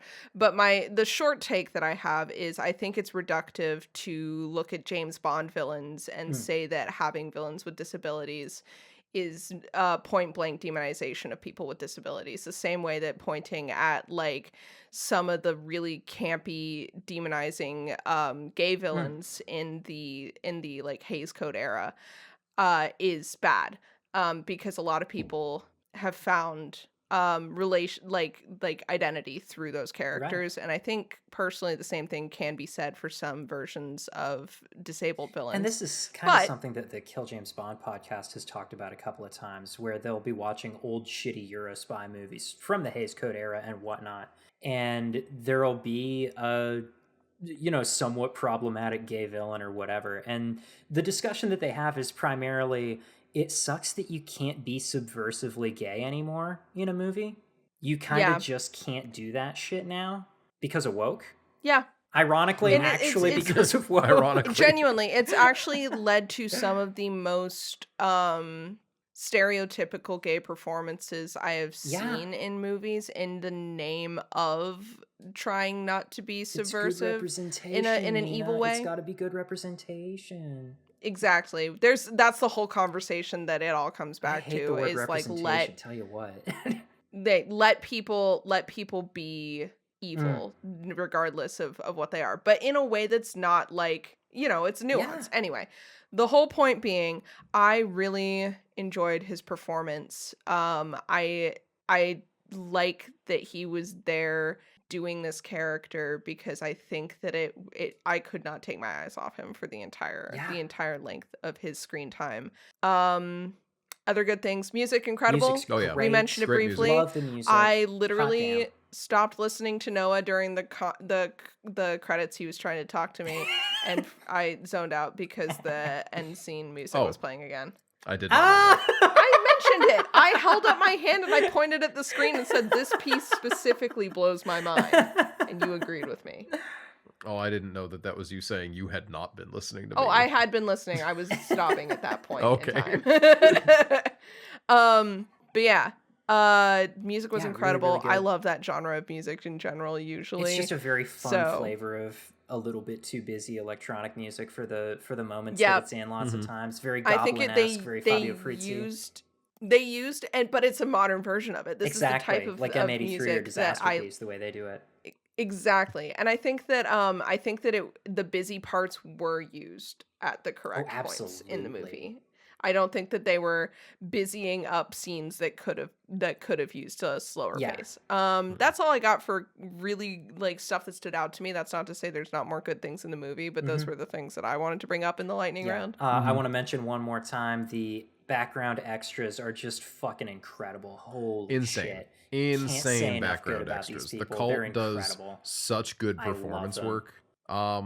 Lighting, I mentioned that before. Love the Love the lighting. lighting all the way So through. good. There's a shot where the flashlight hits the one cop in the station's reflective vest Mm. that like Lights it right shines up. out. Yeah. Lights it up in such a big way because these are bright ass flashlights. And we already got some really cool shots where if you've ever been in true darkness with a bright, tight beamed flashlight, you really do cut a cone through the darkness, and it makes the dark darker, Mm-hmm. and it makes the light spot crystal clear visible. And there's a really good shots of that then it hits the cop with his fucking reflective vest and lights him up. It's a very cool Yeah. moment, and I really, really This liked movie does that. the There's just a lot flashlights of really good technical moments just in in this. general. There's a Yeah. lot of cool camera action. There's a moment where the camera goes through the back window of the police Mm. van and goes through. You get to see a little photo hanging near the mirror of all the boys together. There's a lot of good movement that I really, really appreciated and had a great time with. Mhm. There's a lot to like. It's just all so well executed. I like it a lot. Mm-hmm. So notes. All right, notes. Emma's notes. Emma's My favorite notes. ice cream is rainbow sherbet from Baskin Robbins, so I'm hyped to learn more about Baskin. followed immediately by, ooh, more sex. Good thing I watched Magic Mike, Mike's Last Dance. This is a joke I was considering making and realized it was not my joke to make, so I didn't put it in my notes. However, it is Emma's joke to make. You know what? The guy who had sex with the trans woman is an ally. He discovered she had a penis, and not once did he misgender her. And then immediately followed by, he dropped the F slur, got the ally badge, and lost it so fast. Yeah. And once again, whether or not he misgenders her is dependent on what translation you get. Mm-hmm. Oh no, look out behind you, cop in the bathroom playing with your hair. It's Baskin, and he's about to rob in your life. Oh, shit. Let's see.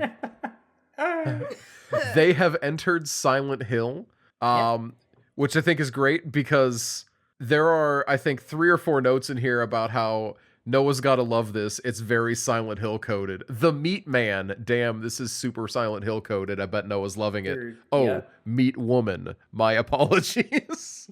Let's see. There's oh no, it's a musical. Jade must hate this movie because of everyone singing in the car.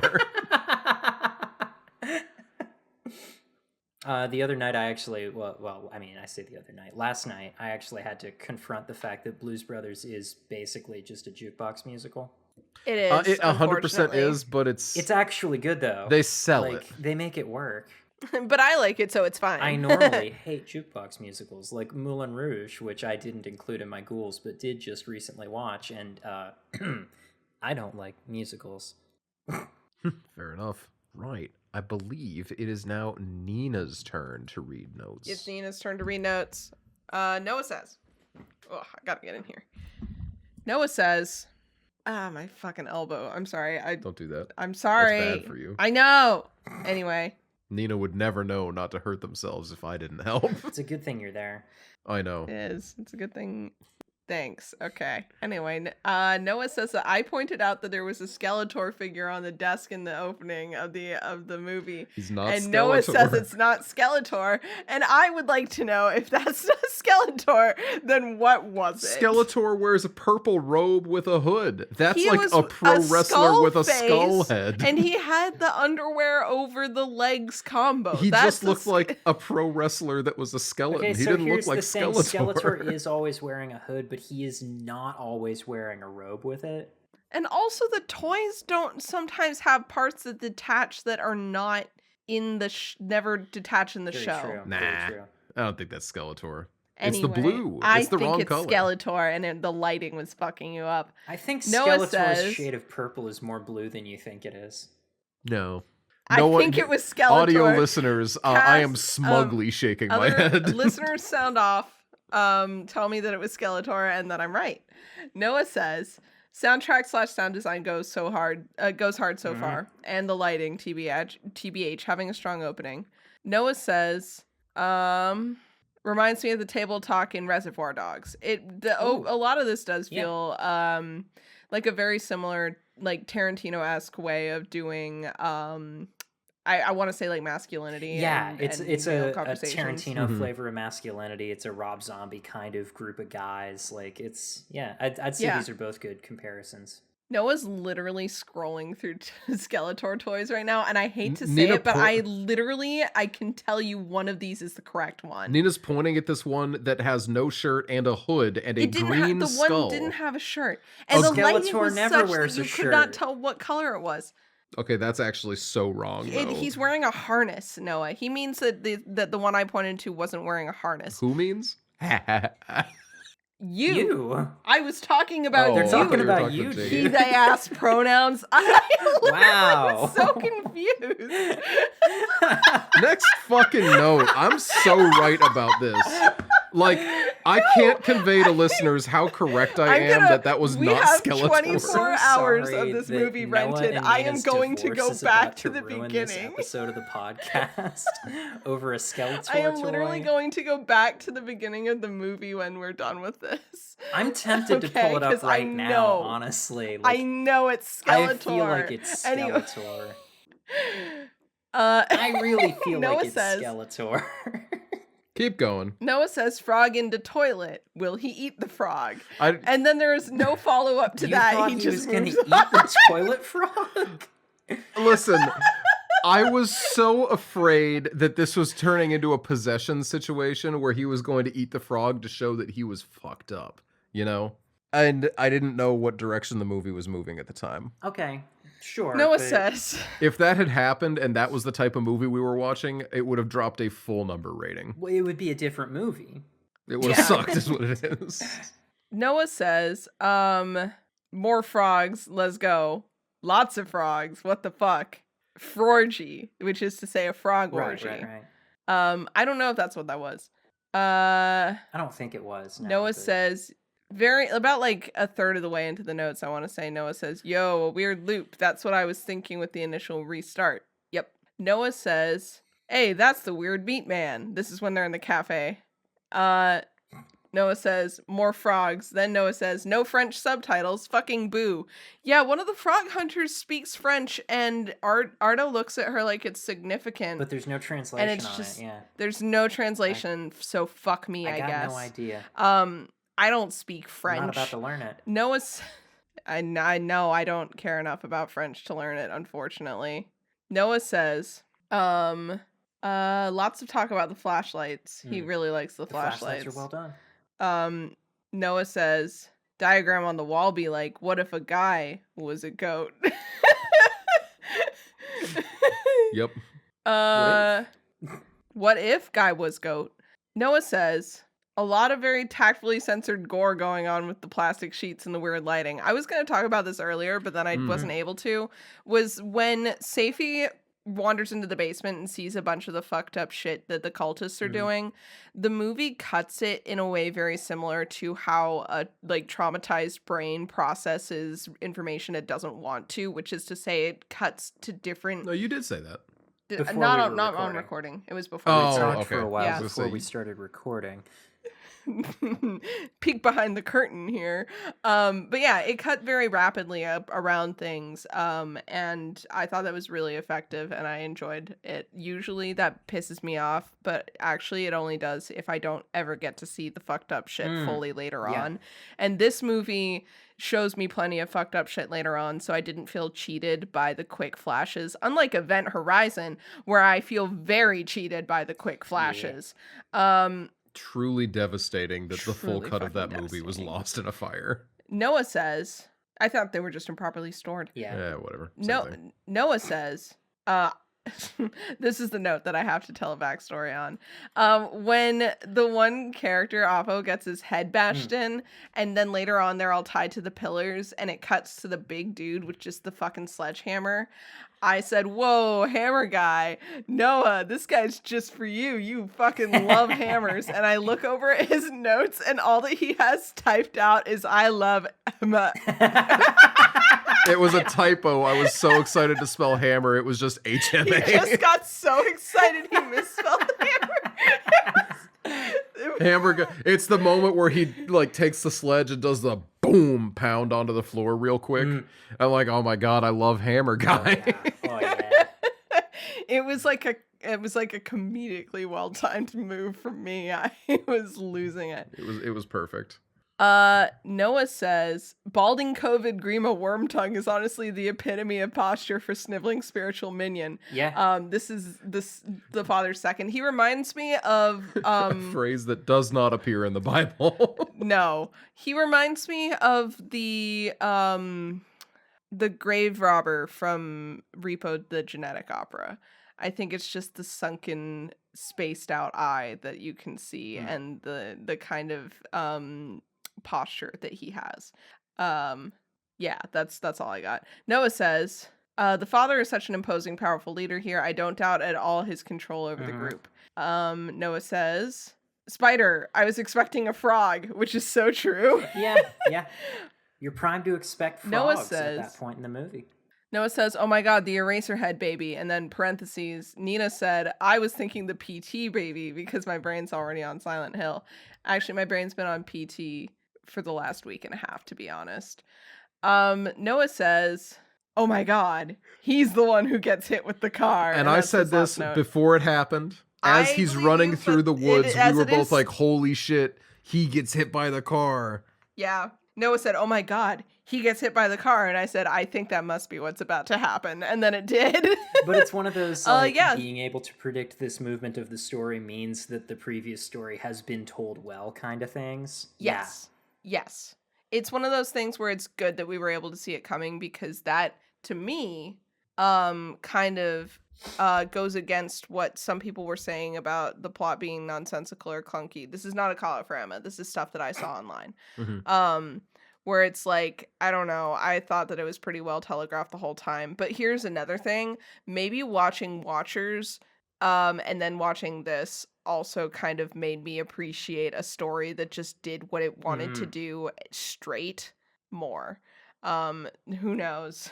Anyway, that's That's the been notes. Baskin. I feel like I could talk even more about this movie, Oh, but That's the easily. thing. We're already But going we're at too 3 long, hours. but like I feel like Much there's a too lot of long. discussion that we just didn't have. yeah. But it's a really fun movie, Uh, and if you like fun movies and horror and gore, I think this one is a good one to have It's on your real, list. real good. I'm gonna buy it. Yeah. Yeah. It's worth it. Yeah. I say. Next time we're watching Emma's pick. Emma picks something. I think that they did. I was gonna say I don't remember if Emma actually picked yet. Because I think I remembered saying I was going. I think Titles we all have said been that sounds thrown good. around, yeah. Oh, next week we're watching Oddity. Oh yeah, that's right. It'll That's premiere right. publicly on Shudder on 9/27, which will be after we record, but it will be before the episode comes out, so everyone can watch it. Oddity is a brand new film this year. I've heard a lot of people talk about how it was a really good movie. Yeah, I've seen a lot of talk about it just in general as well. I haven't at all. I don't know anything at all, and I'm trying my hardest to keep it that way. But also, I might not Hell be yeah. there for that episode, so we'll see. And then we'll That's have true. Jade's notes. We better anyway. Yeah. So cool. We'll see you guys next time for Oddity. Whoop-de-doo. In the meantime, I've been Nina. You can find me at Nina Wolverina on most social media websites. I do art. I do horror art. I also write books. I have a new book coming out very soon. It's a short story. It's a sci-fi horror slasher. I'm really excited about it. So if you want to see that as soon as it releases, I would say Instagram's the best place to follow me for more news on that. It's Nina Wolverina. I'm Noah. You can find me as Bubbadabad, Bubbadabad on Twitter and Letterboxd and Tumblr. I've been tumbling a little bit recently, but mostly, let's be real, we're here to hear about my Letterboxd, and I am thrilled to say today marks film 300. I have hit 300. Holy shit. 300 logs. I think it's actually 302 counting what happened after. 292 individual films Jeez. this year. So, but log 302 happened today. Happy to say, if I watch one movie a day for the rest of the year, I will have watched 404 films. Wow. Holy shit. Those are numbers. You're doing a great job. I am super excited. Not only are we on pace with me watching Fury Road 3 times, Right. but we're just on pace in general. Yeah. And I don't know. I'm really stoked about this. I just think it's a really What cool I think thing. is really interesting is that you're on track for these kinds of numbers. And normally, hearing these sorts of things, I would be like, okay, yeah, this man's social life is clearly suffering. But your social life is not suffering through this, actually. Like, for our listeners' context, you don't know any of this.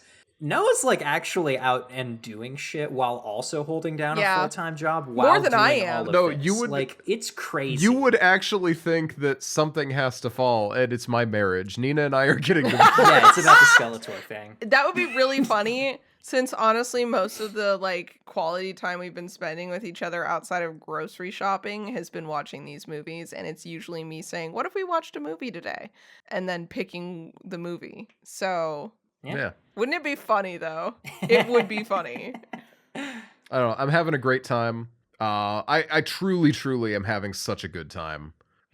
Getting through a bunch of old movies that I've been wanting to watch for years, watching a bunch of new movies, adding to my legally distinct Silent Hill list. Speaking no, of, it's just Baskin is one of those, right? oh I yes, knew yes. it. I knew it. I think yeah, I think early in the episode I was having issues always hearing you, so you might not have heard when I said it. But I am very happy to say that this earned its own little spot on Hell there. yeah. I think it's the most legally not Silent Hill one on this list looking at it. 1408 is pretty up there. 1408 is pretty up there, but this one has more classic Silent Hill to me. If Pyramid Hellraiser Head Inferno is showed up really in up this there. movie, you wouldn't bat an eye. Yeah, the hammer If guy to me Pyramid is Head showed so up in Pyramid Head 1408, coded. It would be Yeah, I weird. would have blinked. I would have been like, what's going on Pyramid here? Head's only in one game. Well, never mind. He's in 2 games, but he shouldn't have been in the second My one. understanding of Silent Hill is Pyramid Head is there, so So true. I have other I'm only talking about the movie, by the way. I have other reasons that that I think this one is more. But it doesn't matter. It's the end of the episode. Third Silent Hill film coming out allegedly this year. That's definitely not That's happening, not but happening. soon. Third Silent Hill, and it's about Silent Hill 2. Okay, cool. We got a cool director attached or anything? It's the guy from the first one again, which is a good thing. Okay. Right, Jade. Well, I have been Jade. You can find me on Tumblr at What Is It You Pray For, and you can also find me on Letterboxd at The Fakest Fan. I am finally using it to log movies that I have watched just without rating or reviewing them. If that's interesting enough for you to bother following me over. There's podcast social media as well that I can never remember the names of. What is the Tumblr? Casual Horror It's Pod? Casual There Horror we go. Pod on everything. Yeah. Also Emma, Emma. was not here. But all the witches _ on Twitter for their big project that they are doing. It's a TTRPG. It's really sick. I did some of the art for it. You should definitely check it out. Also their Kickstarter, they post updates there, and you can check that without having to have backed it. So if you're interested, you can just look them up on Kickstarter and see what they've been up to. But yeah, that's about it. Thank you guys so much. We'll see you next time. Oddity. Next week. Oddity. And then the theme music fades up with us all just saying oddity, I think. I think so, yeah.